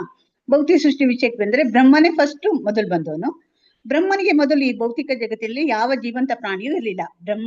ಭಗವಂತ ಫಸ್ಟ್ ಸೃಷ್ಟಿ ಮಾಡಿದ್ದೆ ಬ್ರಹ್ಮನ. ಅದಕ್ಕೆ ಮುಂಚೆ ಏನೇನೂ ಇರ್ಲಿಲ್ಲ, ಯಾವ ಪ್ರಾಣಿಯೂ ಇರ್ಲಿಲ್ಲ ಅಂತ ಹೇಳ್ತಾ ಇದ್ದಾರೆ. ಗರ್ಭಗುಡಿ ವಿಷಯಾಗಿ ವಿಷ್ಣುವಿನ ನಾಭಿಯಿಂದ ಹೊರಬಂದ ಕಮಲ ಪುಷ್ಪದಲ್ಲಿ ಬ್ರಹ್ಮನು ಜನಿಸುವವರೆಗೆ ಇದ್ದದ್ದು ಶೂನ್ಯ ಮತ್ತು ಕತ್ತಲೆಗಳು. ಬ್ರಹ್ಮ ಬರೋ ತನಕನೂ ಈ ಒಂದು ಭೌತಿಕ ಜಗತ್ತಿನಲ್ಲಿ ಕತ್ಲಿತ್ತು, ಮತ್ತೇನೂ ಇರ್ಲಿಲ್ಲ ಅಂತ ಹೇಳ್ತಾ ಇದ್ದಾರೆ. ಗರ್ಭೋದಕಶಾಹಿ ವಿಷ್ಣುವು ಕಾರಣೋದಕಶಾಹಿ ವಿಷ್ಣುನ ವಿಸ್ತೃತ ರೂಪ. ಈ ಒಂದನ್ನೇ ಹೇಳ್ತಾ ಹೋಗ್ತಾ ಇದ್ದಾರೆ. ಹೆಂಗೆ ಅಂದ್ರೆ ಫಸ್ಟ್ ಗರ್ಭೋದಕಶಾಹಿ ವಿಷ್ಣು ಕಾರಣೋದಕಶಾಹಿ ವಿಷ್ಣುವಿನಿಂದ ಬಂದಿದ್ದಾರೆ. ಕಾರಣೋದಕಶಾಹಿ ವಿಷ್ಣುವು ಸಂಕರ್ಷಣ ವಿಸ್ತೃತ ರೂಪ. ಹಿಂದಿಂದ ಹೋಗ್ತಾ ಇದ್ದಾರೆ ಅವರು. ವಿಸ್ತೃತ ರೂಪ. ಸಂಕರ್ಷಣ ಬಲರಾಮನ ವಿಸ್ತೃತ ರೂಪ. ಬಲರಾಮನು ಕೃಷ್ಣನ ತಕ್ಷಣದ ವಿಸ್ತೃತ ರೂಪ. ಬ್ರಹ್ಮನ ಸೃಷ್ಟಿಯಾದ ನಂತರ ಎರಡು ದೇವತೆಗಳು ಇನ್ನೇನ್ ಹೇಳ್ತಾ ಇದ್ದಾರೆ ಅಂದ್ರೆ ಫಸ್ಟ್ ಕೃಷ್ಣ ಬಂದಿದ್ದಾನೆ. ಕೃಷ್ಣನ ನಂತರ ಕೃಷ್ಣನ ಒಂದು ವಿಸ್ತೃತ ರೂಪ ಬಲರಾಮ. ಬಲರಾಮನ ಒಂದು ವಿಸ್ತೃತ ರೂಪ ಸಂಕರ್ಷಣ. ಸಂಕರ್ಷಣದಿಂದ ಕಾರಣೋದಕಶಾಹಿ ವಿಷ್ಣು ಬರ್ತಾನೆ. ಕಾರಣೋದಕಶಾಹಿ ವಿಷ್ಣುವಿಂದ ಗರ್ಭೋದಕಶಾಹಿ ವಿಷ್ಣು ಬರ್ತಾನೆ. ಇದನ್ನ ಇವ್ರು ಹಿಂದಿಂದ ತಗೊಂಡು ಹೋಗಿದ್ದಾರೆ. ಬಟ್ ಈ ತರ ಬಂದ್ರೆ ನಮ್ಗೆ ಈಸಿಯಾಗಿ ಗೊತ್ತಾಗುತ್ತೆ. ಫಸ್ಟ್ ಕೃಷ್ಣ ಬಂದ, ನಂತರ ಬಲರಾಮ, ಆಮೇಲೆ ಸಂಕರ್ಷಣ. ಸಂಕರ್ಷಣದಿಂದ ಕಾರಣೋದಕಶಾಹಿ ವಿಷ್ಣು, ಕಾರಣೋದಕಶಾಹಿ ವಿಷ್ಣುವಿಂದ ಗರ್ಭೋದಕಶಾಹಿ ವಿಷ್ಣು, ನಂತರ ಕ್ಷೀರೋದಕಶಾಹಿ ವಿಷ್ಣು. ಈ ತರ ಬರ್ತಾರೆ. ಬ್ರಹ್ಮನ ಸೃಷ್ಟಿಯಾದ ನಂತರ 2 ವರ್ಗಗಳ ದೇವತೆಗಳು ಹುಟ್ಟಿದರು. ಸನ್ಯಾಸನ ಪ್ರತಿನಿಧಿಗಳ ಸನಕ, ಸನಾತನ, ಸನಂದ ಮತ್ತು ಅಂದ್ರೆ ಹೇಳ್ತಾ ಇದ್ದಾರೆ ಈ ಸನಕ ಸನಾತನ ಇವರೆಲ್ಲ ಸನ್ಯಾಸಿಗಳಲ್ವಾ. ಇವ್ರು ಹುಡ್ತಾರೆ. ಆಮೇಲೆ ಈ ಭೌತಿಕ ಜಗದ ಸುಖವನ್ನು ಬಯಸುವ ಮರೀಚಿ ಅಂತ ಇವರು ನೋಡಿ 2 ತರ ವರ್ಗ. ಒಂದು ಸನ್ಯಾಸಿಗಳು, ಮತ್ತೊಂದು ಇದು ಭೌತಿಕ ಪ್ರಪಂಚವನ್ನ ಅನುಭವಿಸುವರು. ಇವರು ಒಂದು ಸನ್ಯಾಸಿಗಳು, ಮತ್ತಿನ್ನೊಬ್ರು ಇವರು ಗೃಹಸ್ಥರಲ್ಲ, ಇವ್ರು ಸನ್ಯಾಸಿಗಳು, ಇವರು ಗೃಹಸ್ಥರು. ಇವರು ಮರೀಚಿಗಳು ಇದೆಲ್ಲ ಇವರೆಲ್ಲ ಪ್ರಜಾಪತಿಗಳು. ಇವರೆಲ್ಲ ಸಂತಾನ ಉತ್ಪತ್ತಿಗಾಗಿ ಬ್ರಹ್ಮನಿಂದ ಎಲ್ಲ ಹುಟ್ಟಿದವರು ಇವರೆಲ್ಲರೂ. ಸನ್ಯಾಸನ ಪ್ರತಿನಿಧಿಗಳಾದ ಸನಕ, ಸನಾತನ, ಸನಂದ ಮತ್ತು ಸನತ್ ಕುಮಾರರಂತ ದೇವತೆಗಳು ಮತ್ತು ಈ ಭೌತಿಕ ಜಗತ್ತಿನ ಸುಖವನ್ನು ಬಯಸುವ ಮರೀಚಿ ಅಂತ ದೇವತೆಗಳು ಮತ್ತು ಅವರ ಸಂತಾನದರು. ಇಲ್ಲಿ 2 ತರ ಆದ್ರೆ ಒಂದು ಸನ್ಯಾಸಿಗಳು ಬಗ್ಗೆ ಹೇಳ್ತಾ ಇದ್ದಾರೆ. ಅಂದ್ರೆ ಸನ್ಯಾಸಿಗಳ ವರ್ಗಗಳು ಹುಟ್ಟಿದ್ರು. ಆಮೇಲೆ ಪ್ರಜಾಪತಿಯನ್ನು ಉತ್ಪತ್ತಿ ಮಾಡುವಂತ ಒಂದು ವರ್ಗವು, ಆ ದೇವತೆಗಳ ವರ್ಗವು ಹುಟ್ಟಿತು ಅಂತ ಹೇಳ್ತಾ ಇದ್ದಾರೆ. ಮನುಷ್ಯರು ಸೇರಿದಂತೆ ಎಲ್ಲಾ ಜೀವಿಗಳು ಕ್ರಮೇಣ ಈ ದೇವತೆಗಳಿಂದ ಬಂದವರು. ಈ ಏನ್ ಪ್ರಜಾಪತಿ ಇದ್ದಾರಲ್ಲ, ಪ್ರಜಾಪತಿಗಳಿಂದ ಬ್ರಹ್ಮನಿಂದ ಹುಟ್ಟಿದ ಪ್ರಜಾಪತಿಗಳು, ಈ ಮರೀಚಿ ಮತ್ತೆ ಇಂಥವರೆಲ್ಲರೂ ಈ ಸಪ್ತ ಋಷಿಗಳು ಇವರೆಲ್ಲ ಇವರಿಂದಾನೇ ಸಂತಾನ ಉತ್ಪತ್ತಿಯಾಗಿದ್ದು. ನಾವೆಲ್ಲ ಅವರ ಒಂದು ಸಂತಾನದವರೇ ಅಂತ ಹೇಳ್ತಾರೆ. ಈಗ ನಮಗೆ ನಕ್ಷತ್ರ ಕೇಳಿದಾಗ ಹೇಳ್ತೀವಲ್ಲ, ನಕ್ಷತ್ರ ಹೇಳಿದಾಗ ಒಂದು ಋಷಿಗಳದ ಒಂದು ಹೆಸರು ಬರುತ್ತೆ. ಸೊ ನಾವು ಆ ಋಷಿಗಳ ವಂಶದವರು, ಅಂದ್ರೆ ಅಲ್ಲಿಂದ ಇದರಿಂದ ನಾವು ಉತ್ಪತ್ತಿ ಆದವರು, ಅಲ್ಲಿಂದ ನಾವು ಬಂದಿರೋದು ಅಂತ. ಈ ತರ ಅಲ್ಲಿಂದ ಬಂದಿರೋದು, ನಾವು ಅಲ್ಲಿಂದ ಬಂದವನು ಈಗ ಹೀಗೆ ಮುಂದುವರ್ಕೊಂಡು ಹೋಗ್ತಾ ಇದೀವಿ. ಹೀಗೆ ಈ ಭೌತಿಕ ಜಗತ್ತಿನಲ್ಲಿ ಬ್ರಹ್ಮನು ಸೇರಿದಂತೆ ಎಲ್ಲಾ ದೇವತೆಗಳನ್ನು, ರಾಕ್ಷಸರನ್ನು ಆಧುನಿಕರು ಎಂದು ಭಾವಿಸ್ತಾರೆ. ಅಂದ್ರೆ ಈಗ ನಾವೆಲ್ಲ ಆಧುನಿಕರು ಅಂತ ಹೇಳ್ತಾ ಇದ್ದಾರೆ. ಯಾಕೆಂದ್ರೆ ಹಳೇದೇನು ಅಂದ್ರೆ ಭೌತಿಕ ಪ್ರಪಂಚ ಮುಂಚೆ ಇದ್ದಿದ್ ಅಂದ್ರೆ ಫಸ್ಟ್ ಭಗವಂತ ಇದ್ದ, ಆಮೇಲೆ ಬಂದಿದ್ದು ನಾವುಗಳೆಲ್ಲ. ಸೃಷ್ಟಿ ಅಂದ್ರೆ ಭೌತಿಕ ಪ್ರಪಂಚ ಇತ್ತು, ಆದ್ರೆ ಭೌತಿಕ ಜೀವಿಗಳಿರ್ಲಿಲ್ಲ. ಬಂದಿದ್ದು ಫಸ್ಟ್ ಬ್ರಹ್ಮ. ಆದ್ರಿಂದ ಏನ್ ಹೇಳ್ತಾ ಇದ್ದಾರೆ, ಅವರೆಲ್ಲ ಆಧುನಿಕರು. ಆಧುನಿಕರು ಅಂದ್ರೆ ನಂತರ ಬಂದಿರೋರು ಅಂತ. ಆಧುನಿಕರು ಅಂದ್ರೆ ನಮ್ಗೆ ಅನ್ಸುತ್ತೆ ಹೊಸದಂತಲ್ಲ, ಇಲ್ಲಿ ಆ ನಂತರ ಬಂದಿರೋರ್ಗೆ ಇಲ್ಲಿ ಆಧುನಿಕರು ಅಂತ ಹೇಳ್ತಾ ಇದ್ದಾರೆ. ಫಸ್ಟ್ ಭೌತಿಕ ಪ್ರಪಂಚ ಇತ್ತು, ನಂತರ ಜೀವಿಗಳೆಲ್ಲ ಬಂದ್ರು, ಅವರೆಲ್ಲ ಆಧುನಿಕರು ಅಂತ ಹೇಳ್ತಾ ಇದ್ದಾರೆ. ಹೀಗೆ ಈ ಭೌತಿಕ ಜಗತ್ತಿನಲ್ಲಿ ಬ್ರಹ್ಮನು ಸೇರಿದಂತೆ ಎಲ್ಲಾ ದೇವತೆಗಳನ್ನು, ರಾಕ್ಷಸರನ್ನು ಆಧುನಿಕರು ಎಂದು ಭಾವಿಸಲಾಗುತ್ತದೆ. ಹೀಗೆಂದರೆ ಅವರೆಲ್ಲ ಈಚೆಗೆ ಹುಟ್ಟಿದವರು ಅಂತ ಅರ್ಥ. ಆದ್ರಿಂದ ಒಂದು ಸಂಸಾರದಲ್ಲಿ ಇತ್ತೀಚೆಗೆ ಹುಟ್ಟಿದ ಮನುಷ್ಯನು ಬಹು ಹಿಂದಿನ ತನ್ನ ಪೂರ್ವಿಕನ ಸ್ಥಿತಿಯನ್ನು ಹೇಗೆ ಅರ್ಥ ಮಾಡ್ಲಿಕ್ಕೊಳ್ಳಲಾರನೋ, ಹಾಗೆಯೇ ಈ ಭೌತಿಕ ಜಗತ್ತಿನಲ್ಲಿರುವ ಯಾರಿಗೂ ಆಧ್ಯಾತ್ಮಿಕ ಜಗತ್ತಿನ ಪರಮ ಸ್ಥಾನವನ್ನು ಅರ್ಥ ಮಾಡಿಕೊಳ್ಳಲು ಸಾಧ್ಯವಿಲ್ಲ. ಹೇಗೆ ನಾವು ನಮ್ಮ ತಾತ ಮುತ್ತಾತರ ಬಗ್ಗೆ ನಮ್ಗೆ ಏನು ವಿಷಯಗಳು ಅರ್ಥ ಮಾಡ್ಕೊಳಕ್ ಆಗಲ್ಲ. ಅದೇ ತರ ಈ ಭೌತಿಕ ಪ್ರಪಂಚದಲ್ಲಿ ಅಂದ್ರೆ ಯಾರಿಗೂ ಆಧ್ಯಾತ್ಮಿಕ ಜಗತ್ತಿನಲ್ಲೇ ಪರಮಪ್ರಭು ಅಂದ್ರೆ ಮೊದಲಿರೋ ಭಗವಂತನ ಇದ್ದಾನಲ್ಲ, ಸೃಷ್ಟಿ ಮಾಡಿದಂತ ಭಗವಂತನನ್ನ ಅರ್ಥ ಮಾಡ್ಕೊಳಕ್ಕೆ ಆಗಲ್ಲ ಅಂತ ಹೇಳ್ತಾ ಇದ್ದಾರೆ. ಏಕೆಂದರೆ ಭೌತಿಕ ಜಗತ್ತು ಸೃಷ್ಟಿಯಾದದ್ದೇ ಈಚೆಗೆ ಅಲ್ವಾ, ಭಗವಂತ ಫಸ್ಟ್ ಇದ್ದ, ನಂತರ ಆಗಿದ್ದು ಭೌತಿಕ ಜಗತ್ತು. ಆದ್ರಿಂದ ಭೌತಿಕ ಜಗತ್ತಿನಲ್ಲಿ ನಾವೇನ್ ಬಂದಿದ್ದಿಲ್ಲ, ನಮಗೆ ಭಗವಂತನ ಬಗ್ಗೆ ಅರಿವಿಲ್ಲ ಅಂತ ಹೇಳ್ತಾ ಇದ್ದಾರೆ. ಭೌತಿಕ ಜಗತ್ತಿನ ಎಲ್ಲಾ ಅಭಿವ್ಯಕ್ತಿಗಳು ಎಂದ್ರೆ ಕಾಲದ ಅಂಶಗಳು, ಜೀವಿಗಳು, ವೇದಗಳು, ಸ್ಥೂಲ ಮತ್ತು ಸೂಕ್ಷ್ಮ ಅಂಶಗಳು ಇವೆಲ್ಲವೂ ಬಹುಕಾಲದಿಂದ ಇದ್ದರು. ಕಾಲದ ಯಾವುದೋ ಒಂದು ಬಿಂದುವಿನಲ್ಲಿ ಸೃಷ್ಟಿಯಾದವು. ಎಲ್ಲ ಇತ್ತಂತೆ, ಆದ್ರೆ ಯಾವುದೋ ಒಂದು ಮೊಮೆಂಟ್ ಅಲ್ಲಿ, ಯಾವುದೋ ಒಂದು ಕ್ಷಣದಲ್ಲಿ ಇವೆಲ್ಲ ಸೃಷ್ಟಿಯಾದಿದೆ. ಎಲ್ಲ ಇದತ್ತ ಭಗವಂತನ ಇದ್ರಲ್ಲಿ ಇದ್ವು ಎಲ್ಲ. ಆದ್ರೆ ಅವೆಲ್ಲ ಅದು ಇದಕ್ಕೆ ಬರ್ಬೇಕಾದ್ರೆ ಅದು ಯಾವ್ದೋ ಒಂದ್ ಟೈಮ್ ಅಲ್ಲಿ ಭಗವಂತ ಯಾವಾಗ ತನ್ನ ಇಚ್ಛೆ ಆಗುತ್ತೋ ಆವಾಗ ಇವೆಲ್ಲ ಸೃಷ್ಟಿಗೆ ಬಂದ್ವು. ಈ ಸೃಷ್ಟಿಯಲ್ಲಿ ಉತ್ಪನ್ನವಾದದ್ದು ಅಥವಾ ಸೃಷ್ಟಿ ಮೂಲವನ್ನು ಅರ್ಥ ಮಾಡಿಕೊಳ್ಳುವ ಸಾಧನವಾದದ್ದು ಇದು ನವೀನ ಎಂದು ಕರೆಯಬೇಕು ಅಂತ. ಅಂದ್ರೆ ಈಗ ನಾವೆಲ್ಲ ನವೀನರು ಅಂದ್ರೆ ನಂತರ ಸೃಷ್ಟಿಯ ನಂತರ ಬಂದಿರೋರು. ಭೌತಿಕ ಪ್ರಪಂಚ ಸೃಷ್ಟಿಯ ನಂತರ ನಾವು ಜೀವಿಗಳೇನು ಹುಟ್ಟಿದೀವಲ್ಲ, ನಾವೆಲ್ಲ ನವೀನರು ಅಂದ್ರೆ ನಂತರ ಹುಟ್ಟಿದವರು ಅಂತ ಹೇಳ್ತಾ ಇದ್ದಾರೆ. ಆದ್ರಿಂದ ಫಲಾಕಾಂಕ್ಷಿ ಕರ್ಮದ ತತ್ವಜ್ಞಾನದ ಊಹೆಗಳು ಅಥವಾ ಯೋಗ ಇವುಗಳ ಮೂಲಕ ಆತ್ಮ ಸಾಕ್ಷಾತ್ಕಾರದ ಅಥವಾ ಅದರಿಂದ ಏನ್ ಹೇಳ್ತಾ ಇದ್ದಾರೆ, ಈ ತರ ಇರೋದ್ರಿಂದ ನಾವು ಏನೋ ಊಹಾಪೋಹಗಳಿಂದ ಅಥವಾ ಯೋಗ ಮಾಡ್ಕೊಂಡು ನಾನು ಭಗವಂತನನ್ನ ಅರಿತೀನಿ, ತಿಳ್ಕೊಳ್ತೀನಿ ಅಂತ ಹೇಳಿದ್ರೆ ಆಗಲ್ಲ. ಆತ್ಮ ಸಾಕ್ಷಾತ್ ಅಥವಾ ದೇವರ ಸಾಕ್ಷಾತ್ಕಾರ ಪ್ರಕ್ರಿಯೆಯು ದ್ವಾರ ಮನುಷ್ಯನು ಎಲ್ಲಾ ವಸ್ತುಗಳ ಪರಮ ಮೂಲದ ಬಳಿ ಸಾರಲು ಸಾಧ್ಯವಿಲ್ಲ. ಅಂದ್ರೆ ನಾವು ಈಗಳ ಮೂಲಕ ಒಂದು ಯೋಗ ಪದ್ಧತಿಯಿಂದ ಅಥವಾ ಊಹಾಪೋಹ ಮಾಡ್ಕೊಂಡು ನಾವು ಭಗವಂತನನ್ನ ತಿಳ್ಕೊಳ್ಳೋಕೆ ಸಾಧ್ಯ ಇಲ್ಲ. ಅಂತ ಒಂದು ಬಳಿಗೆ ನಾವು ಹೋಗ್ಲಿಕ್ಕೂ ಸಾಧ್ಯ ಇಲ್ಲ ಅಂತ ಹೇಳ್ತಾರೆ. ಸೃಷ್ಟಿಯು ಸಂಪೂರ್ಣವಾಗಿ ನಾಶವಾದ ನಂತರ ವೇದಗಳ ಅಸ್ತಿತ್ವದಲ್ಲಿ ಇಲ್ಲದಿರುವಾಗ, ಭೌತಿಕ ಕಾಲಕ್ಕೆ ಅಸ್ತಿತ್ವವಿಲ್ಲದಾಗ, ಸ್ಥೂಲ ಮತ್ತು ಅಂದ್ರೆ ಏನು ಅಸ್ತಿತ್ವ ಇದಿಲ್ಲ, ಭೌತಿಕ ಪ್ರಪಂಚ ಆಗಿಲ್ಲ ಅಂದ್ರೆ ಅವಾಗ ಎಲ್ಲವೂ ನಾರಾಯಣನಲ್ಲಿ ಅಂದ್ರೆ ಭಗವಂತನಲ್ಲಿ ನಾವು ಅವನ ಹತ್ರ ಇರ್ತೀವಿ ಎಲ್ಲರೂ ಇರುವಾಗ. ಅದನ್ನ ಕಾರಣದ ವಿಷ್ಣುವಲ್ಲಿ ನಾವೆಲ್ಲ ಇರ್ತೀವಿ. ಇರುವಾಗ ಎಲ್ಲಾ ಊಹಾಪೋಹ ಕ್ರಿಯೆಗಳು ಶೂನ್ಯವಾಗುತ್ತವೆ. ಅವಾಗ ನಾವೆಲ್ಲ ಇನ್ನು ಹುಟ್ಟೇ ಇಲ್ಲ ಅಂತ ಹೇಳಿದ್ರೆ ಅವಾಗ ಏನ್ ಊಹಾಪೋಹಗಳ ಒಂದು ಪ್ರಮೇಯನೇ ಬರೋಲ್ಲ ಅಂತ ಹೇಳ್ತಾ ಇದ್ದಾರೆ. ಅವು ಕ್ರಿಯಾಶೀಲವಾಗಲಾರು. ಆದರೆ ಹೊರಗಿನ ಆಧ್ಯಾತ್ಮಿಕತೆಯಲ್ಲಿ ಭಕ್ತಿಪೂರ್ವಕ ಸೇವೆಯ ಸದಾ ನಡೆಯುತ್ತಲೇ ಇರ್ತಾರೆ. ಹಾಗೆ ಹೇಳ್ತಾ ಇದ್ದಾರೆ, ಈ ಆಧ್ಯಾತ್ಮಿಕ ಜಗತ್ತು ಮಾತ್ರ ಸದಾ ಇರುತ್ತೆ. ಈ ಭೌತಿಕ ಪ್ರಪಂಚ ಇನ್ನ ಹುಡದೇ ಇದ್ರು, ಸೃಷ್ಟಿ ಮಾಡದೇ ಇದ್ರು ಪರವಾಗಿಲ್ಲ, ಆಧ್ಯಾತ್ಮಿಕ ಪ್ರಪಂಚದಲ್ಲಿ ಸದಾ ಒಂದು ಭಕ್ತಿ ಸೇವೆ, ಭಕ್ತಿಪೂರ್ವಕ ಸೇವೆ ಅಥವಾ ಆಧ್ಯಾತ್ಮಿಕ ಪ್ರಪಂಚ ಯಾವಾಗ್ಲೂ ಇದ್ದೇ ಇರುತ್ತೆ. ಆದ್ದರಿಂದ ಆತ್ಮ ಸಾಕ್ಷಾತ್ಕಾರಕ್ಕೆ ಅಥವಾ ಭಗವಂತನ ಸಾಕ್ಷಾತ್ಕಾರಕ್ಕೆ ವಾಸ್ತವಾಗಿರುವ ಒಂದೇ ವಿಧಾನವೆಂದರೆ ಭಕ್ತಿ ಪೂರ್ವಕ ಸೇವೆ. ಆದ್ರಿಂದ ಈಗ ಏನ್ ಹೇಳ್ತಾ ಇದ್ದಾರೆ, ಏನ್ ನಮ್ಮ ಭೌತಿಕ ಪ್ರಪಂಚ ಇಲ್ಲೂ ಆಧ್ಯಾತ್ಮಿಕ ಪ್ರಪಂಚ ಇದೆ, ಅದನ್ನ ನಾವು ತಿಳ್ಕೊಳ್ಬೇಕು ಅಂತ ಹೇಳಿದ್ರೆ ಭಕ್ತಿ ಸೇವೆಯಿಂದನೇ ಮಾತ್ರ ತಿಳ್ಕೊಳ್ಳೋಕ್ ಸಾಧ್ಯ. ಇದನ್ನು ಸ್ವೀಕರಿಸಿದ ಮನುಷ್ಯನು ಭಗವಂತ ಸಾಕ್ಷಾತ್ಕಾರ ನಿಜವಾದ ಮಾರ್ಗವನ್ನು ಆರಿಸಿಕೊಂಡಿದ್ದಾನೆ. ಶ್ರೀಧರ ಸ್ವಾಮಿಗಳು ಹೇಳ್ತಾ ಇದ್ದಾರೆ, ಒಂದ್ ಪದ್ಯವನ್ನ ಹೇಳ್ತಾ ಇದ್ದಾರಂತೆ, ಎಲ್ಲಾ ವಸ್ತುಗಳ ಪರಮ ಮೂಲವಾದ ದೇವೋತ್ತಮ ಪರಮ ಪುರುಷನು ಎಂತಹ ಶ್ರೇಷ್ಠನು ಮತ್ತು ಮಿತಿಗಳಿಲ್ಲದವನು ಎಂದರೆ ಯಾವುದೇ ಭೌತಿಕಗಳಿಂದ ಜೀವಿ ಅವನನ್ನು ಅರ್ಥ ಮಾಡಿಕೊಳ್ಳಲು ಸಾಧ್ಯವಿಲ್ಲ ಎನ್ನುವ ಭಾವದ. ಅಂದ್ರೆ ಇದ್ರಲ್ಲಿ ಏನಂದ್ರೆ ಯಾವುದೇ ವಿಧವಾಗಿ ನಾವು ಭಗವಂತನನ್ನ ಅರ್ಥ ಮಾಡ್ಕೊಳಕ್ ಆಗಲ್ಲ ಅಂತೇಳಿ ಈ ಪದ್ಯದಲ್ಲಿ ಇದೆಯಂತೆ.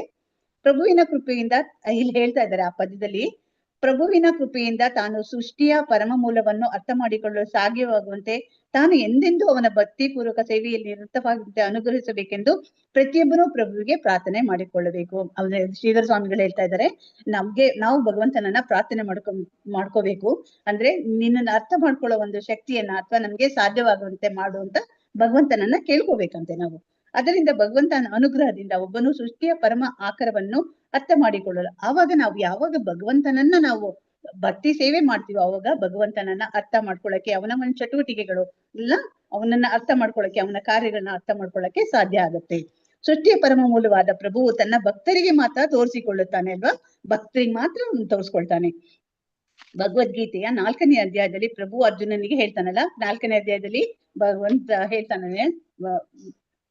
ಭಗವಂತ ಅರ್ಜುನನ್ಗೆ ಹೇಳ್ತಾನಲ್ಲ, ನೀನ್ ನನ್ನ ಭಕ್ತನಾದ್ರಿಂದ ಮತ್ತು ನನ್ನ ಆತ್ಮೀಯ ಗೆಳೆಯನಾದ್ರಿಂದ ನನ್ನನ್ನ ಅರ್ಥ ಮಾಡಿಕೊಳ್ಳುವ ವಿಧಾನ ನಿಮ್ಗೆ ತಿಳಿಸ್ಕೊ ಅಂದ್ರೆ ಅವ್ನು ಹೇಳ್ತಾ ಇದ್ದಾನೆ, ನೀನ್ ಭಕ್ತ ಮತ್ತೆ ನನ್ನ ಸ್ನೇಹಿತ, ಆದ್ರಿಂದ ನನ್ನನ್ನ ಅರ್ಥ ಮಾಡ್ಕೊಳ್ಳೋದು ಹೇಗೆ ಅಂತ ನನಗೆ ವಿಧಾನವನ್ನ ನಾನು ಹೇಳ್ತೀನಿ ಅಂತ ಹೇಳ್ತಾನೆ. ಅಪರಂ ಭವತೋ 4ನೇ ಅಧ್ಯಾಯದ 3ನೇ ಇದರಲ್ಲಿ ಹೇಳ್ತಾ ಇದ್ದಾನೆ, ಭಕ್ತೋ ಸೀಮೆ ಸಖಾಚೇತಿ.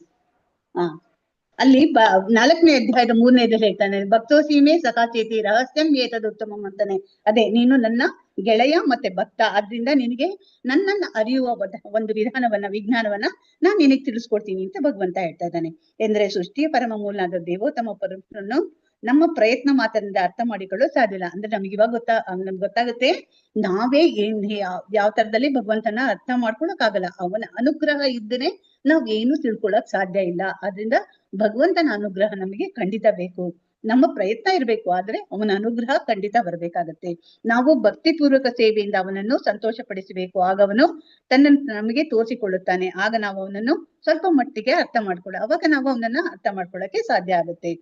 ಆಮೇಲೆ ಇಲ್ಲೇನ್ ಹೇಳ್ತಾರೆ ನೆಕ್ಸ್ಟ್ ಮತ್ತೆ ವೇದಗಳು ಹೇಳ್ತಾ ಇದೆ, ತಮ್ಮ ಮಾನಸಿಕ ಊಹೆಗಳಿಂದಲೇ ಪರಮ ಮೂಲವನ್ನು ಅರ್ಥ ಮಾಡಿಕೊಳ್ಳೋದು ಪ್ರಯತ್ನಿಸ್ತಾ ಬೇರೆ ಬೇರೆ ಬಗೆಯ ತತ್ವಜ್ಞಾನಿಗಳಿದ್ದಾರೆ ಅಂತ ಹೇಳ್ತಾರೆ. ಅಂದ್ರೆ ತಮ್ಮ ಊಹೆಗಳಿಂದನೇ ಹಲವಾರು ತತ್ವಜ್ಞಾನಿಗಳಿದ್ದಾರೆ. ಅವರು ತಮಗೆ ತಿಳಿದ ಇದರಿಂದ ಅವರು ಭಗವಂತನನ್ನ ಅರ್ಥ ಮಾಡ್ಕೊಳಕ್ ಹೋಗ್ತಾ ಇದ್ದಾರೆ. ಅದ್ರಲ್ಲಿ ಆರು ತರದ ತತ್ವಜ್ಞಾನಿ, ಇದು ಸುಮಾರು ಹಿಂದೆನೂ ಬಂದಿತ್ತು. 6 ಬಗೆಯ ತತ್ವಜ್ಞಾನಿಗಳಿದ್ದಾರೆ ಅಂತ ಹೇಳ್ತಾರೆ. ಅವ್ರು ಮಾನಸಿಕವಾಗಿ ತಮಗೆ ತಿಳಿದ ಹಾಗೆ ತಾವು ಒಂದೊಂದು ತತ್ವಗಳನ್ನ ಮಾಡಿದ್ದಾರೆ. ಅದು ಅವರು ನ್ಯಾಯ, ಮತ್ತೆ ವೈಶಾಚಿಕಿ, ಸಾಂಖ್ಯ ಯೋಗ, ಮತ್ತೆ ಕರ್ಮ ಮೀಮಾಂಸೆ, ವೇದಾಂತ, ಮತ್ತೆ ಯೋಗ ಅಂತ ಈ ತರ ಒಬ್ಬೊಬ್ಬರು ಒಂದೊಂದು ತತ್ವಗಳನ್ನ ಹೇಳಿದ್ದಾರೆ.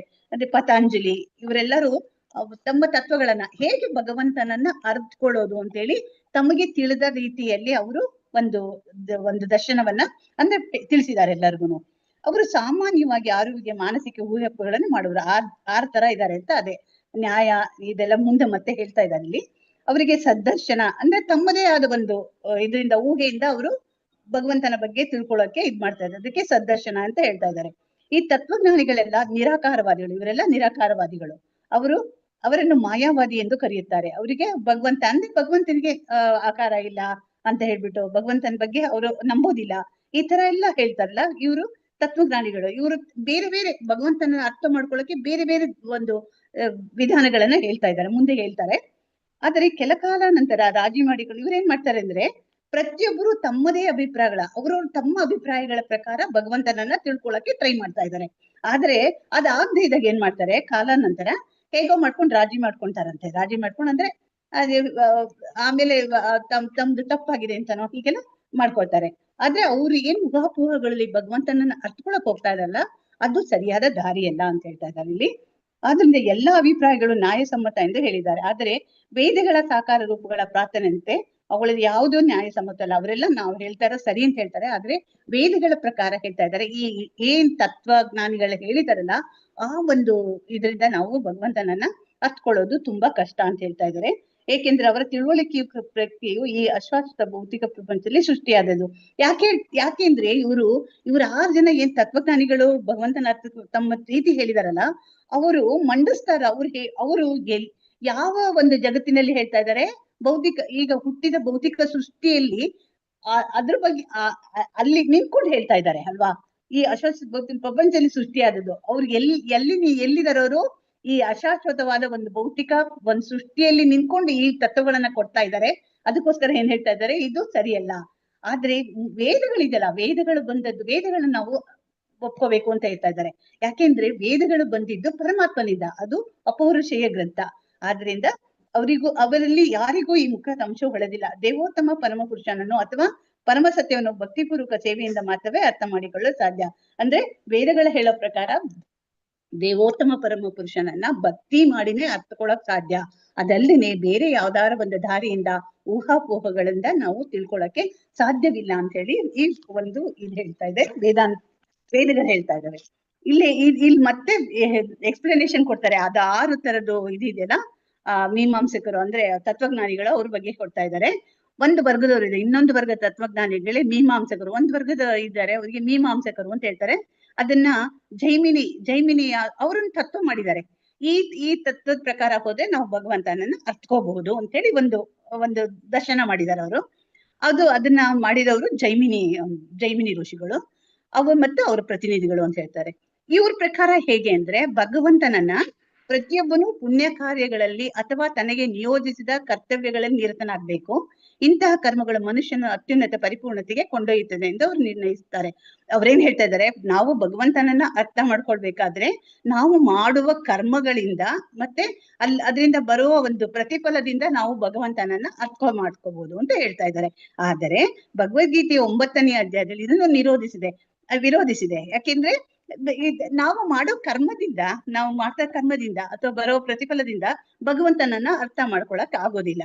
ಅದಕ್ಕೆ ಭಗವದ್ಗೀತೆ ಇದನ್ನ ತಿರಸ್ಕರಿಸಿದೆ. ಪುಣ್ಯ ಕಾರ್ಯಗಳಿಂದ ಮನುಷ್ಯನ ಸ್ವರ್ಗಲೋಕಕ್ಕೆ ಏರಬಹುದು. ಆದರೆ ಏನ್ ಹೇಳ್ತದೆ, ಪುಣ್ಯ ಕಾರ್ಯಗಳಿಂದ ಭಗವಂತನ ತಿಳ್ಕೊಳಕ್ ಆಗಲ್ಲ. ನಾವು ಪುಣ್ಯ ಕಾರ್ಯಗಳನ್ನ ಮಾಡಿದ್ರೆ ನಾವು ಇದಕ್ಕೆ ಹೋಗ್ಬೋದಷ್ಟೇ, ಸ್ವರ್ಗಲೋಕಕ್ಕೆ ಹೋಗ್ಬೋದು. ಆಮೇಲೆ ಏನ್ ಹೇಳ್ತಾರೆ ಮುಂದೆ, ಶೀಲೆ ಪುಣ್ಯ ಮತ್ತೆ ಲೋಕಂ ವಿಶಂತಿ. ಆ ಪುಣ್ಯಕ್ಕೆ ಇದೆಲ್ಲ ಮುಗಿದ್ಮೇಲೆ, ನಮ್ಮ ಪುಣ್ಯದ ಒಂದು ಅಕೌಂಟ್ ಏನಿದೆಯಲ್ಲ ಅದು ಮುಗಿದ್ಮೇಲೆ ನಮ್ಮನ್ನ ಮತ್ತೆ ಮಾನವ ಲೋಕಕ್ಕೆ ಮತ್ತೆ ನಾವು ಬರ್ತೀವಿ. ಆದುದರಿಂದ ಪುಣ್ಯ ಕರ್ಮಗಳು ಮನುಷ್ಯನನ್ನು ಪೂರ್ಣ ಸತ್ಯಕ್ಕೆ ಕರೆದೊಯ್ಯುತ್ತವೆ ಎನ್ನುವ ಮೀಮಾಂಸಾ ಚಿಂತಕರ ನಿರ್ಣಯವು ಸರಿಯಲ್ಲ. ಆದ್ರಿಂದ ಏನ್ ಹೇಳ್ತಾ ಇದಾರೆ, ನಾವು ಪುಣ್ಯ ಕಾರ್ಯ ಮಾಡಿದ್ರೆ, ಏನಾರ ಮಾಡಿದ್ರೆ ಭಗವಂತನನ್ನ, ಅಂದ್ರೆ ನಾವು ಮಾಡೋ ಕರ್ಮದಿಂದ, ಪುಣ್ಯ ಕರ್ಮ ಇರ್ಲಿ ಕರ್ಮದಿಂದ ನಾವು ಭಗವಂತನನ್ನ ತಿಳ್ಕೊಳಕ್ಕೆ ಸಾಧ್ಯ ಇಲ್ಲ. ಆದ್ರಿಂದ ಈ ಜೈಮಿನಿ ಏನ್ ಹೇಳಿದಾರಲ್ಲ, ಜೈಮಿನಿ ಋಷಿ ಹೇಳಿರೋದು, ನಾವು ಮಾಡುವ ಪುಣ್ಯ ಕರ್ಮಗಳಿಂದ ಭಗವಂತನನ್ನ ತಿಳ್ಕೊಳ್ಳೋ ಮ್ಯಾಕ್ಸಿಮಮ್ ಅಂದ್ರೆ ನಾವು ಮಾಡೋ ಪುಣ್ಯ ಕರ್ಮಗಳಿಂದ ಸ್ವರ್ಗ ಲೋಕಕ್ಕೆ ಹೋಗ್ಬೋದಷ್ಟೇ ಹೊರತಾಗಿ ಭಗವಂತನನ್ನ ತಿಳ್ಕೊಳಕ್ಕೆ ಸಾಧ್ಯ ಇಲ್ಲ ಅಂತ ಹೇಳ್ತಾ ಇದ್ದಾರೆ. ಆದ್ರಿಂದ ಪುಣ್ಯ ಕರ್ಮಗಳು ಮನುಷ್ಯನನ್ನು ಪೂರ್ಣ ಸತ್ಯಕ್ಕೆ ಕರೆದೊಯ್ಯುತ್ತೆ ಎನ್ನುವ ಮೀಮಾಂಸಕ ಚಿಂತಕರ ನಿರ್ಣಯವು ಸರಿಯಲ್ಲ ಅಂತ ಹೇಳ್ತಾ ಇದ್ದಾರೆ. ಪರಿಶುದ್ಧ ಭಕ್ತನಿಗೆ ಸಹಜವಾಗಿಯೇ ಪುಣ್ಯ ಕಾರ್ಯಗಳಲ್ಲಿ ಬಲವಿರುತ್ತದೆ. ಆದರೆ ಪುಣ್ಯ ಕಾರ್ಯಗಳಿಂದಲೇ ದೇವೋತ್ತಮ ಪರಮಪುರುಷನ ಕೃಪೆಯನ್ನು ಪಡೆಯಲು ಸಾಧ್ಯವಾಗುವುದಿಲ್ಲ. ಅದೇ ಅವನ ಭಕ್ತನಿಗೆ ಪುಣ್ಯ ಕಾರ್ಯ ಮಾಡ್ಬೋದು, ಅವನಿಗೆ ಮಾಡ್ಲಿಕ್ಕೆ ಇಷ್ಟ ಇರುತ್ತೆ. ಆದ್ರೆ ಈ ಪುಣ್ಯ ಕಾರ್ಯಗಳಿಂದ ಭಗವಂತನನ್ನ ತಿಳ್ಕೊಳಕ್ಕೆ ಸಾಧ್ಯ ಇಲ್ಲ ಅಂತ ಹೇಳ್ತಾ ಇದ್ದಾರೆ. ಮತ್ತೆ ಅವನ ಕೃಪೆಯನ್ನು ಪಡೆಯಕ್ಕಾಗೋದಿಲ್ಲ. ಪುಣ್ಯ ಕರ್ಮಗಳು ರಜಸ್ಸು ತಮಸ್ಸುಗಳಿಂದ ಬಂದ ಕೊಳೆಯನ್ನು ಹೋಗಲಾಡಿಸಬಹುದು ಅಂತ ಹೇಳ್ತಾ ಇದ್ದಾರೆ.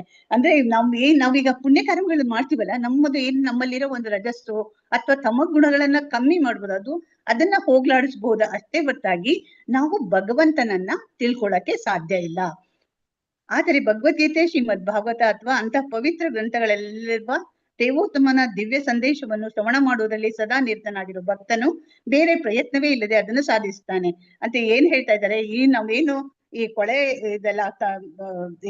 ಇದೆಲ್ಲ ಪುಣ್ಯ ಕರ್ಮಗಳನ್ನ ಮಾಡ್ಬಿಟ್ಟು ನಾವು ನಮ್ಮಲ್ಲಿರೋ ಕಶ್ಮಲಗಳನ್ನ ನಾವು ತಡ್ಕೊಳ್ತೀವಿ ಅಂತ ಹೇಳ್ತೀವಲ್ಲ, ಅದೇ ಒಂದು ಫಲನ ಭಕ್ತರು ಬರೀ ಭಗವಂತನ ಭಗವದ್ಗೀತೆ ಭಾಗವತ ಓದೋದ್ರಿಂದಲೇ ಅವರ ಕಶ್ಮಲಗಳೆಲ್ಲ ನಾಶವಾಗುತ್ತೆ ಅಂತ ಹೇಳ್ತಾ ಇದ್ದಾರೆ. ಅಂದ್ರೆ ಅವ್ರೇನ್ ನೋಡಿ, ಆ ತರ ಪುಣ್ಯ ಕರ್ಮಗಳು ಏನ್ ಮಾಡೋ ನೆಸ್ಸಿದ್ದೇನೆ ಇಲ್ಲ. ಅವ್ರು ಭಗವಂತನ ಅವನ ಬಗ್ಗೆ ನಾವು ಯಾವಾಗ ಅವನ ಗುಣ, ಲೀಲೆ ಮತ್ತೆ ನಾಮ ಇದನ್ನೆಲ್ಲ ಅವನ ಬಗ್ಗೆ ನಾವು ಯಾವಾಗ ಕಥೆಗಳನ್ನ ಕೇಳ್ತೀವೋ ಆವಾಗ ನಮ್ಮಲ್ಲಿರುವ ಕಶ್ಮಲಗಳೆಲ್ಲ ನಾಶ ಆಗುತ್ತೆ. ಅಂದ್ರೆ ಎಷ್ಟು ಈಸಿ ಅಲ್ವಾ, ಪುಣ್ಯ ಕರ್ಮಗಳನ್ನು ಮಾಡೋದಕ್ಕಿಂತ ಇದನ್ ಮಾಡಿದ್ರೆ ಸಾಕು, ನಾವು ಅಂದ್ರೆ ನಮ್ಮಲ್ಲಿರೋ ಒಂದು ಕಶ್ಮಲಗಳನ್ನ ಕೊಳೆನ ನಾವು ಹೋಗ್ಲಾಡ್ಸ್ಕೋಬಹುದು.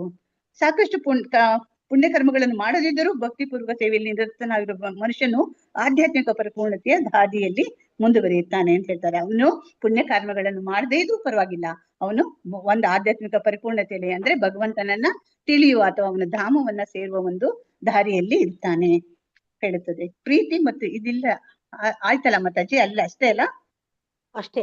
ಹಾ ಹೌದು ಮಾತಾಜಿ. ಇದು ನಮ್ಗೆ ಇದೊಂದು ಇಷ್ಟೇ ಇದೆ ಒಂದು ಪ್ಯಾರಾದಲ್ಲಿ. ಪ್ರವೀಣಾ ಮಾತಾಜಿ ಬಂದ್ರಾ? ಇಲ್ಲ ಬಂದಿಲ್ಲ ಮಾತಾಜಿ. ಒಂದ್ 4 ಪೇಜ್ ಫೋಟೋ ತೆಗ್ದಿದ್ದೀನಿ, ಅದನ್ನ ಶೇರ್ ಮಾಡಿ ಹಾಕ್ತೀರಾ? ಓಕೆ ಮಾತಾಜಿ, ಒಂದ್ ನಿಮಿಷ.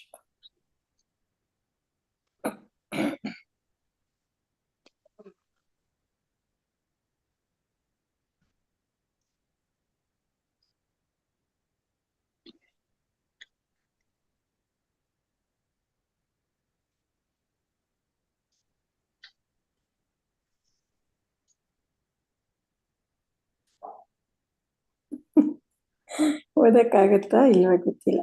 ಇಲ್ಲ, ಗೊತ್ತಾಗತ್ತೆ. ಇದೆ ಅಲ್ಲ, ಆಗತ್ತೆ ಮಾತಾಜಿ, ಆಗತ್ತಾ? ಅದಲ್ಲ ಇದೆಲ್ಲ ಒಂದ್ಸಲ ಇಲ್ಲಿ ಬರುತ್ತೆ. ಒಂಚೂರು ಪೇಜ್ ಹೆಚ್ಚು ಕಮ್ಮಿ ಆಗ್ತದೆ ಅಷ್ಟೇ. 684 ಅಲ್ಲ? ಅದೇ ಬಲ್ಲ ಸತ್ಯವಲ್ಲ. ಈ ಪೇಜ್ ಓದ್ಬೇಕಾ ಮೇಲಿಂದ? ಆಧ್ಯಾತ್ಮಿಕ ಪರಿಪೂರ್ಣತೆಯ ಹಾದಿಯಲ್ಲಿ ಮುಂದುವರಿಯುತ್ತಾನೆ, ಅಲ್ಲಿಂದಾನೇ ಓದ್ಬೇಕಲ್ಲ?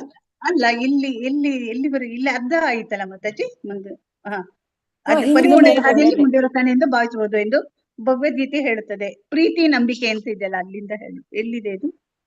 ಪ್ರೀತಿ ನಂಬಿಕೆ ಮೇಲೆ ಸೆಕೆಂಡ್ ಲೈನ್, ಆಧ್ಯಾತ್ಮಿಕ ಪರಿಪೂರ್ಣತೆಯ ಮೇಲ್ಗಡೆ ಇದೆ ಮಾತಾಜಿ, ಮೇಲ್ಗಡೆಯಿಂದ ಓದ್ಬೋದು. ಓದ್ಬೋದು ಮಾತಾಜಿ, ಓದ್ಬೋದಾ? ಓದಿ. ಓದ್ಲಾ ನೆಕ್ಸ್ಟ್ ಮಾತಾಜಿ? ಯಾರು ಇರಿ ನಾನು ಓದಿ, ನೇಮ್ಸ್ ಓದಿ. ಕರಿತೀನಿ ರೀ. ಮಧ್ಯ Okay. ಯಾರು ಮಾಡಿದ್ರೆ ಕಷ್ಟ ಆಗುತ್ತೆ. ಈಗ ರಾಜು ತಂಬಿಟ್ ಕನ್ನಡ ಅಲ್ವಾ ಅವ್ರದ್ದು? ಕನ್ನಡ ರಾಜು ತಂಬಿಟ್ಟ? ಹೌದು. ಹಾ, ನೆಕ್ಸ್ಟ್ ಯಾರ್ದಾರ ಈಗ ಹೇಳ್ಬಿಡಿ ವರದ ಮಾತಾಜಿ. ಹೆಗ್ಗಡೆ ಮಾತಾಜಿ ಓದಿ. ಹರೇ ಕೃಷ್ಣ. ವರದ Heggade Mataji. Mataji attendance link. Attendance link ಹಾಕ್ತೀನಿ ಆಮೇಲೆ. ವರದ ಹೆಗ್ಗಡೆ ಮಾತಾಜಿ ಓದ್ತೀರಾ? ಕಾಂತಮಣಿ ಮಾತಾಜಿ ಓದಿ. ಹರೇ ಕೃಷ್ಣ ಮಾತಾಜಿ. ಹರೇ ಕೃಷ್ಣ. ಹರೇ ಕೃಷ್ಣ ಮಾತಾಜಿ ಓದ್ತೇನೆ ಮಾತಾಜಿ. ಹರೇ ವರದ ಕೃಷ್ಣ. ವರದ ಹೆಗ್ಗಡೆ ಶೀಲಾ ಮಾತಾಜಿ ಓದಿ. ಪ್ರಭುಪಾದರಿಂದ ಹರೇ ಕೃಷ್ಣ ಮಾತಾಜಿ. ಶೀಲಾ ಪ್ರಭುಪಾದರಿಂದ ಶೀಲಾ ಪ್ರಭುಪಾದರಿಗೆ ಜಯವಾಗಲಿ. ಆಧ್ಯಾತ್ಮಿಕ ಪರಿಪೂರ್ಣತೆಯ ಹಾದಿಯಲ್ಲಿ ಮುಂದುವರಿಯುತ್ತಾನೆ ಎಂದು ಭಾವಿಸಬಹುದು ಎಂದು ಭಗವದ್ಗೀತೆ ಹೇಳುತ್ತದೆ. ಪ್ರೀತಿ ಮತ್ತು ನಂಬಿಕೆಗಳಿಂದ ಭಕ್ತಿ ಪೂರ್ವಕ ಸೇವೆಯನ್ನು ಮಾಡುವವನಿಗೆ ದೇವೋತ್ತಮ ಪರಮ ಪುರುಷನ ಒಳಗಿನಿಂದಲೇ ಮಾರ್ಗದರ್ಶನ ಮಾಡುತ್ತಾನೆ ಎಂದು ಸಹ ಭಗವದ್ಗೀತೆಯು ಹೇಳುತ್ತದೆ. ಪರಮಾತ್ಮನಾಗಿ ಎಂದರೆ ಹೃದಯದಲ್ಲಿ ನೆಲೆಸಿರುವ ಆಧ್ಯಾತ್ಮಿಕ ಗುರುವಾಗಿ ಪ್ರಭುವೇ ಭಕ್ತರಿಗೆ ಅವನು ಭಗವದ್ಧಾಮಕ್ಕೆ ಹಿಂತಿರುಗಲು ನಿಖರವಾಗಿ ಮಾರ್ಗದರ್ಶನ ಮಾಡುತ್ತಾನೆ. ಮೀಮಾಂಸಕ ತತ್ವಜ್ಞಾನಿಗಳ ನಿರ್ಣಯವು ಮನುಷ್ಯನನ್ನು ನಿಜವಾದ ಅರಿವಿಗೆ ಕೊಂಡೊಯ್ಯಬಲ್ಲ ಸತ್ಯವಲ್ಲ. ಹೀಗೆಯೇ ಬ್ರಹ್ಮಾಂಡವನ್ನು ತಾವು ಸೃಷ್ಟಿಸಿದ ವೈಜ್ಞಾನಿಕ ವಿಧಾನಗಳಿಂದ ಅಧ್ಯಯನ ಮಾಡುವ ಸಾಂಖ್ಯ ತತ್ವಜ್ಞಾನಿಗಳು, ಆಧ್ಯಾತ್ಮಿಕ ಶಾಸ್ತ್ರಜ್ಞರು ಮತ್ತು ಭೌತಿಕ ವಿಜ್ಞಾನಿಗಳು ಇದ್ದಾರೆ. ಬ್ರಹ್ಮಾಂಡದ ಸೃಷ್ಟಿಕರ್ತನಾಗಿ ಭಗವಂತನ ಪರಮಾಧಿಕಾರವನ್ನು ಅವರು ಅಂಗೀಕರಿಸುವುದಿಲ್ಲ. ಆದರೆ ಭಗವದ್ಗೀತೆಯು ಈ ಚಿಂತನೆಯನ್ನು ಒಪ್ಪುವುದಿಲ್ಲ. ಬ್ರಹ್ಮಾಂಡದ ಚಟುವಟಿಕೆಗಳ ಹಿಂದೆ ದೇವೋತ್ತಮ ಪರಮಪುರುಷನ ಮಾರ್ಗದರ್ಶನವಿದೆ ಎಂದು ಅಲ್ಲಿ ಸ್ಪಷ್ಟವಾಗಿ ಹೇಳಿದೆ. ಆಸದ್ವಾ ಇದಂ ಆಗ್ರ ಆಸೀತ್ ಎಂದರೆ ಸೃಷ್ಟಿಯ ಮೂಲವು ಬ್ರಹ್ಮಾಂಡಕ್ಕೆ ಮುನ್ನವೇ ಇದ್ದಿತ್ತು ಎನ್ನುವ ವೈದಿಕ ಆದೇಶವು ಇದನ್ನು ಸಮರ್ಥಿಸುತ್ತದೆ. ಆದುದರಿಂದ ಭೌತಿಕ ಅಂಶಗಳು ಭೌತಿಕ ಸೃಷ್ಟಿಗೆ ಕಾರಣವಾಗಿರಲಾರವು. ಭೌತಿಕ ಅಂಶಗಳು ಭೌತಿಕ ಕಾರಣಗಳೆಂದು ಒಪ್ಪಿದರೂ ಕಟ್ಟಕಡೆಯ ಕಾರಣ ದೇವೋತ್ತಮ ಪರಮಪುರುಷ. ಆದುದರಿಂದ ಭಗವದ್ಗೀತೆಯು ಭೌತಿಕ ಪ್ರಕೃತಿಯ ಕೃಷ್ಣನ ಮಾರ್ಗದರ್ಶನದಲ್ಲಿ ಕೆಲಸ ಮಾಡುತ್ತದೆ ಎಂದು ಹೇಳುತ್ತದೆ. ನಾಸ್ತಿಕವಾದ ಮತ್ತು ಸಾಂಖ್ಯವಾದದ ನಿರ್ಣಯವು ಈ ಭೌತಿಕ ಜಗತ್ತಿನ ಪರಿಣಾಮಗಳು ಅಶಾಶ್ವತ ಅಥವಾ ಮಾಯೆ. ಆದುದರಿಂದ ಅದರ ಕಾರಣವು ಮಾಯೆ ಎನ್ನುವುದು. ಸಾಂಖ್ಯವಾದಿಗಳು ಶೂನ್ಯವಾದಿಗಳು. ಆದರೆ ವಾಸ್ತವಾಂಶವೆಂದರೆ ದೇವೋತ್ತಮ ಪರಮಪುರುಷನೇ ಮೂಲ ಕಾರಣನು. ಈ ಬ್ರಹ್ಮಾಂಡವು ಅವನ ಭೌತಿಕ ಶಕ್ತಿಯ ಅಲ್ಪಕಾಲದ ಅಭಿವ್ಯಕ್ತಿ. ಈ ಅಶಾಶ್ವತ ಅಭಿವ್ಯಕ್ತಿಯ ನಾಶವಾದಾಗ ಅದರ ಕಾರಣವಾದ ಆಧ್ಯಾತ್ಮಿಕ ಜಗತ್ತು ಶಾಶ್ವತ ಅಸ್ತಿತ್ವವು ಮುಂದುವರಿಯುತ್ತದೆ. ಆದುದರಿಂದ ಆಧ್ಯಾತ್ಮಿಕ ಜಗತ್ತಿಗೆ ಸನಾತನ ಧಾಮ ಎಂದು ಹೆಸರು. ಆದುದರಿಂದ ಸಾಂಖ್ಯವಾದಿಗಳ ನಿರ್ಣಯವು ಸರಿಯಲ್ಲ. ಹರೇ ಹರೇ ಕೃಷ್ಣ ಕೃಷ್ಣ ಮಾತಾಜಿ. ಮಾತಾಜಿ. ಧನ್ಯವಾದ. ಧನ್ಯವಾದಗಳು ಮಾತಾಜಿ. ಕಾಂತಮಣಿ ಮಾತಾಜಿ. ಹರೇ ಕೃಷ್ಣ ಮಾತಾಜಿ. ಹರೇ ಕೃಷ್ಣ. ಇಲ್ಲಿ ಗೌತಮ ಮತ್ತು ಕಾಣದರು ಇನ್ನು ಗೌತಮ ಮತ್ತು ಕಣಾದರು ಮೇಲೆ ಹೋಗ್ಬಿಟ್ಟಿದೆ ಮಾತಾಜಿ. ಇನ್ನು ಚಿಕ್ಕದ್ ಮಾಡ್ಕೊತೀನಿ. ಇಲ್ಲ, ಚಿಕ್ಕದು ಆಗ್ತಾ ಇಲ್ಲ. ಇನ್ನು ಗೌತಮ ಮತ್ತು ಕಾಣದರು ನಾಯಕರಾಗಿರುವ ತತ್ವಜ್ಞಾನಿಗಳ ಪಂಥವಿದೆ. ಅವರು ಭೌತಿಕ ಅಂಶಗಳ ಕಾರ್ಯಕಾರಣಗಳನ್ನು ಬಹು ಸೂಕ್ಷ್ಮವಾಗಿ ಅಧ್ಯಯನ ಮಾಡಿದ್ದಾರೆ. ಸೃಷ್ಟಿಯ ಮೂಲ ಕಾರಣವು ಪರಮಾಣುಗಳು ಒಂದುಗೂಡುವುದೇ ಎನ್ನುವುದು ಅವರ ನಿರ್ಣಯ. ಗೌತಮ ಮತ್ತು ಕಣಾದರು ಪರಮಾಣುವಾದವನ್ನು ನಿರೂಪಿಸಿದರು. ಇಂದಿನ ಭೌತಿಕ ವಿಜ್ಞಾನಿಗಳು ಅವರ ಹೆಜ್ಜೆಯಲ್ಲಿಯೇ ನಡೆದಿದ್ದಾರೆ. ಆದರೆ ಈ ವಾದವನ್ನು ಸಮರ್ಥಿಸಲು ಸಾಧ್ಯವಿಲ್ಲ, ಏಕೆಂದರೆ ಜಡ ಪರಮಾಣುಗಳು ಪ್ರತಿಯೊಂದರ ಮೂಲ ಕಾರಣವಲ್ಲ. ಇದನ್ನು ಭಗವದ್ಗೀತೆಯು, ಶ್ರೀಮದ್ ಭಾಗವತವು, ವೇದಗಳು ದೃಢಪಡಿಸುತ್ತವೆ. ವೇದಗಳಲ್ಲಿ ಏಕೋ ನಾರಾಯಣ ಆಸೀತ್ ಎಂದರೆ ಸೃಷ್ಟಿಗೆ ಮೊದಲು ಇದ್ದದ್ದು ನಾರಾಯಣನು ಮಾತ್ರ ಎಂದು ಹೇಳಿದೆ. ಭಾಗವತ ಮತ್ತು ವೇದಾಂತ ಸೂತ್ರಗಳಾದರೂ ಮೂಲ ಕಾರಣವು ಇಂದ್ರಿಯ ಚೈತನ್ಯಯುಕ್ತವಾದದ್ದು ಮತ್ತು ಅದಕ್ಕೆ ನಿಮಿಷ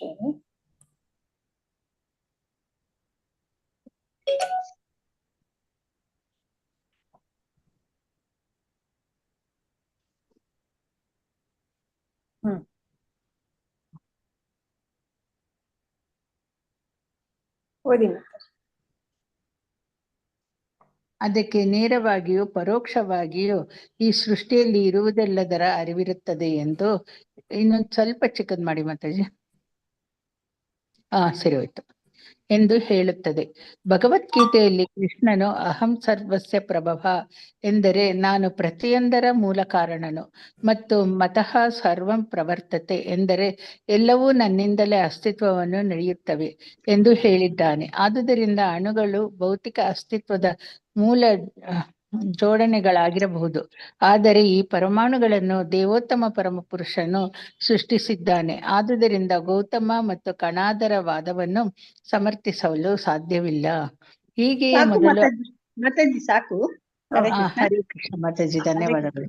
ಮಾತಾಜಿ ಲಲಿತಾ ಮಾತಾಜಿ ಹಾ ಸಾಕು ಅಂದ್ರೆ ಸರಿ ಆಮೇಲೆ ಮಾತಾಜಿ, time- ಸರಿ ಹಾ, ಸರಿ. ಇದು Okay. ಹೇಳ್ಬಿಡ್ತೀನಿ. ಹರೇ ಹರೇ ಕೃಷ್ಣ. ಇಲ್ಲಿ ಏನ್ ಹೇಳ್ತಾ ಇದ್ದಾರೆ ಅಂದ್ರೆ ಇದಿದೆಯಲ್ಲ ಮೀಮಾಂಸ ಅಂದ್ರೆ ಜೈಮಿನಿದು ಇದೆಯಲ್ಲ ಕರ್ಮ ಮೀಮಾಂಸ, ಕರ್ಮದಿಂದ ನಾವು ಭಗವಂತನನ್ನ ಅರ್ಥ ಮಾಡ್ಕೊಳ್ಳೋದು ಆಗೋದಿಲ್ಲ ಅಂತ ಹೇಳ್ಬಿಟ್ಟು ಹೇಳ್ತಾ ಇದ್ದಾರೆ. ಪ್ರೀತಿ ಮತ್ತು ನಂಬಿಕೆಗಳಿಂದ ಭಕ್ತಿಪೂರ್ವಕ ಸೇವೆಯನ್ನು ಮಾಡಿ ದೇವೋತ್ತಮ ಪರಮ ಪುರುಷನನ್ನ ನಾವು ತಿಳ್ಕೊಬಹುದು ಅಂತ ಹೇಳಿ ಎಲ್ಲಿ ಬರ್ತಾ ಇದೆ ಮಾತಾಜಿ ಇನ್ನೊಂದು ವರ್ಗ ಕಾಣಿಸ್ತಲ್ಲ ಮಾತಾಜಿ? ಹಾ, ಆಧ್ಯಾತ್ಮಿಕ ಕಾಣಿಸ್ತದೆ. ಪರಿಪೂರ್ಣತೆ. ಹೌದು, ದೇವೋತ್ತಮ ತಿಳ್ಕೊಬಹುದು ಅಂತ ಹೇಳ್ತಾ ಇದ್ದಾರೆ ಇಲ್ಲಿ. ಪುರುಷನ ಒಳಗಿನಿಂದಲೇ ಅಂದ್ರೆ ದೇವೋತ್ತಮ ಪರಮಪುರುಷನ ಒಳಗಿನಿಂದಲೇ ಮಾರ್ಗದರ್ಶನ ಅಂದ್ರೆ ಇಲ್ಲಿ ಏನ್ ಹೇಳ್ತಾ ಇದ್ದಾರೆ, ಪ್ರೀತಿ ಮತ್ತು ನಂಬಿಕೆಯ ಭಕ್ತಿಪೂರ್ವಕ ಸೇವೆಯನ್ನು ಮಾಡುವವನಿಗೆ ದೇವೋತ್ತಮ ಪರಮ ಪುರುಷನಿಗೆ ಒಳಗಿನಿಂದಲೇ ಮಾರ್ಗದರ್ಶನ ಮಾಡುತ್ತಾನೆ ಎಂದು ಸಹ ಭಗವದ್ಗೀತೆಯಲ್ಲಿ ಹೇಳ್ತಾರೆ ಅಲ್ವಾ.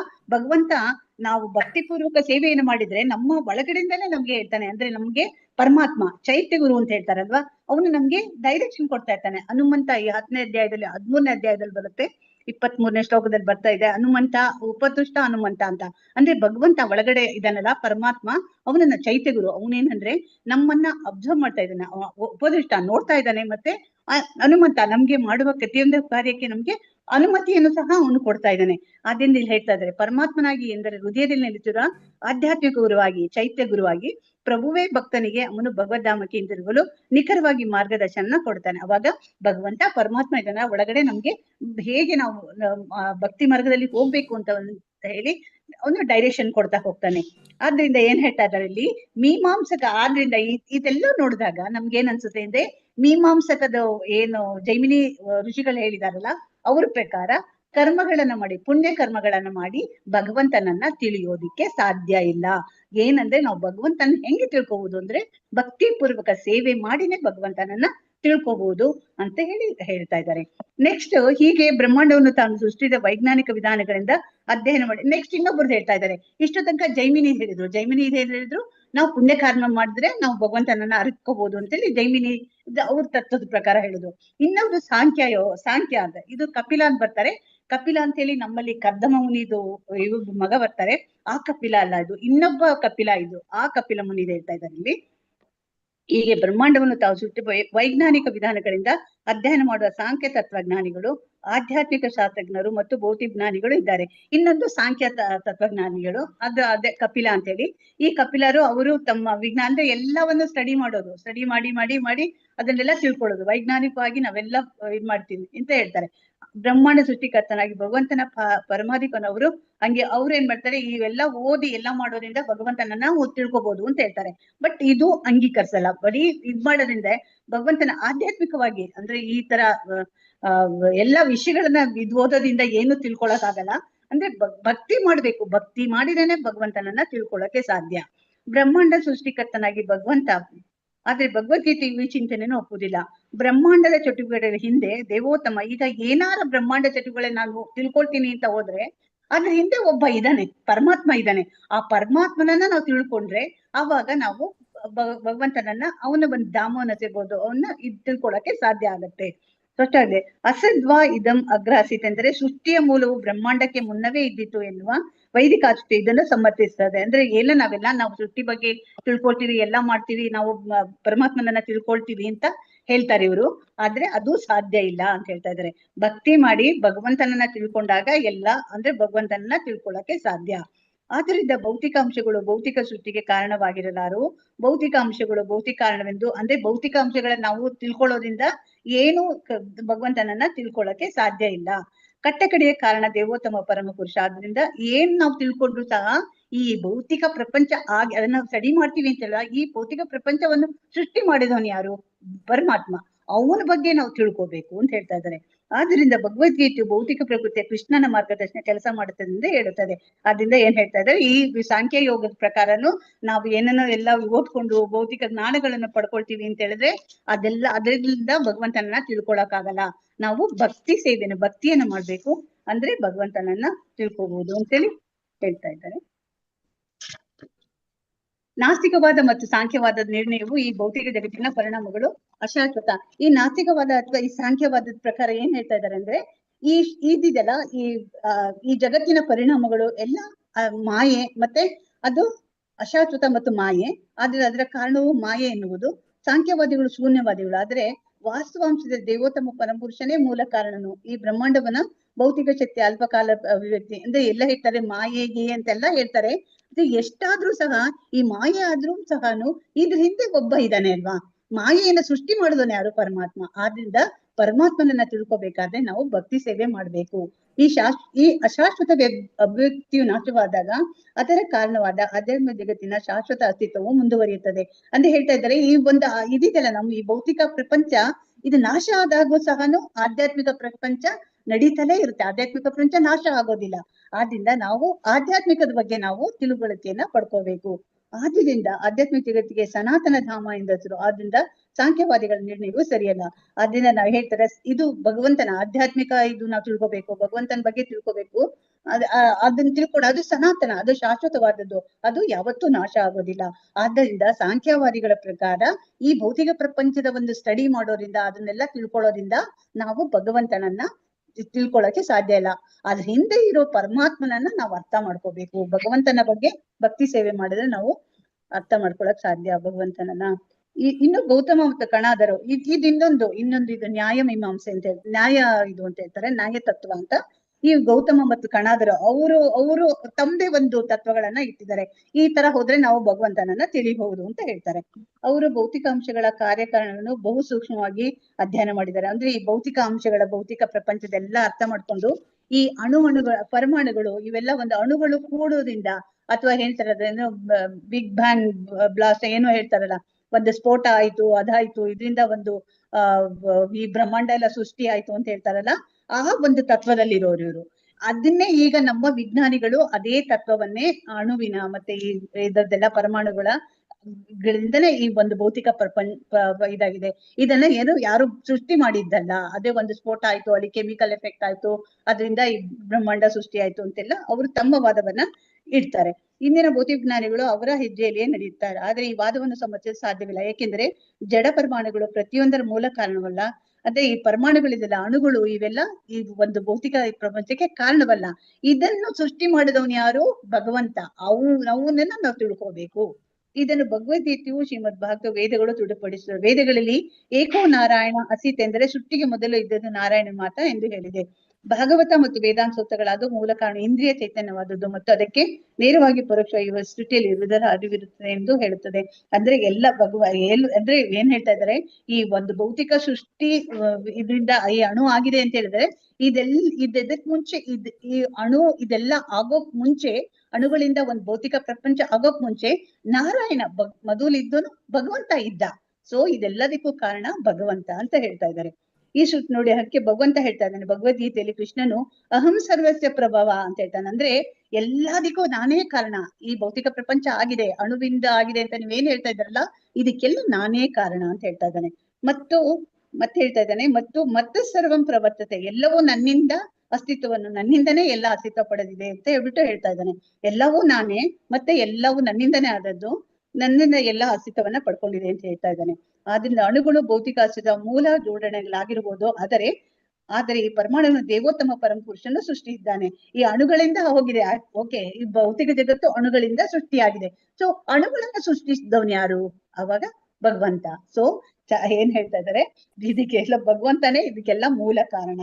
ಆದ್ರೆ ಗೌತಮ ಮತ್ತು ಕಣಾದರ ವಾದವನ್ನು ಸಮರ್ಥಿಸಲು ಸಾಧ್ಯವಿಲ್ಲ. ಅದೇ ಅವ್ರ ಪ್ರಕಾರ ನಾವು ಭಗವಂತನನ್ನ ತಿಳ್ಕೊಳಕ್ ಸಾಧ್ಯ ಇಲ್ಲ. ಭಗವಂತನ ತಿಳ್ಕೋಬೇಕು ಅಂತ ಹೇಳಿದ್ರೆ ಭಗವಂತನನ್ನೇ ನಾವು ಭಗವಂತನ ಒಂದು ತಿಳ್ಕೋಬೇಕು ಅಂದ್ರೆ ಅವನ ಒಂದು ಕಾರ್ಯವನ್ನ ನಾವು ಮಾಡ್ಬೇಕು. ಅಂದ್ರೆ ಇದೆಲ್ಲ ಅದಷ್ಟಕ್ಕೆ ಆದದ್ದಲ್ಲ, ಅದೆಲ್ಲ ಆದದ್ದು ಭಗವಂತನಿಂದ ಅಂತ ಹೇಳ್ಬಿಟ್ಟು ಹೇಳ್ತಾ. ಅದೇ ಪರಮಾಣುಗಳು ದೇವೋತ್ತಮ ಪರಮೇಶ್ವರನು ಸೃಷ್ಟಿಸ್ತಾನೆ. ಆದ್ರಿಂದ ಗೌತಮ ಮತ್ತು ಕಣಾದರ ವಾದವನ್ನು ಸಮರ್ಥಿಸಲು ಸಾಧ್ಯವಿಲ್ಲ. ಅಂದ್ರೆ ಈ ಅಣುಗಳಿಂದ ಈ ಒಂದು ಭೌತಿಕ ಪ್ರಪಂಚ ಆಯ್ತು ಅಂತ ಹೇಳಿ ನಾವು ಒಪ್ಕೊಳಕ್ ಆಗೋದಿಲ್ಲ. ಇದರಿಂದ ಒಬ್ಬ ಮನುಷ್ಯ ಇದ್ದಾನೆ, ಒಬ್ಬ ಪರ್ಸನ್ ಇದ್ದಾನೆ, ಒಬ್ಬ ವ್ಯಕ್ತಿ ಇದ್ದಾನೆ, ಅದು ಪರಮಾತ್ಮ ಅಂತ ಹೇಳ್ತಾರೆ. ಹರೇ ಕೃಷ್ಣ ಮಾತಾಜಿ. ಹರೇ ಕೃಷ್ಣ. ಹರೇ ಕೃಷ್ಣ. ಧನ್ಯವಾದ. ಹರೇ ಕೃಷ್ಣ. ತುಂಬಾ ತೊಂದರೆ ಆಯ್ತಲ್ಲ? ಅಟೆಂಡೆನ್ಸ್ ಹಾಕ್ಲಿಕ್ಕೆ ಆಯ್ತಾ? ಆಯ್ತು ಮಾತಾಜಿ. ಇಲ್ಲ, ಆಯ್ತಾಯ್ತು ಜ್ಞಾನಾಶ್ರಯ ಹಾ, ಮಾತಾಜಿ ನಾನ್ ಗೊತ್ತಿಲ್ಲ. ಕಳ್ಸಿದೀನಿ ಮಾತಾಜಿ. ಹೌದೌದು ಆಯ್ತು ಕಳ್ಸಿದ್ದೀನಿ ಮಾತಾಜಿ. ನೋಡಿ. ಹರೇ ಕೃಷ್ಣ. ಹಾಕಿದ್ದೀನಿ. ಹರೇ ಕೃಷ್ಣ ಧನ್ಯವಾದಗಳು. ಮಾತಾಜಿ, ಧನ್ಯವಾದಗಳು ಮಾತಾಜಿ.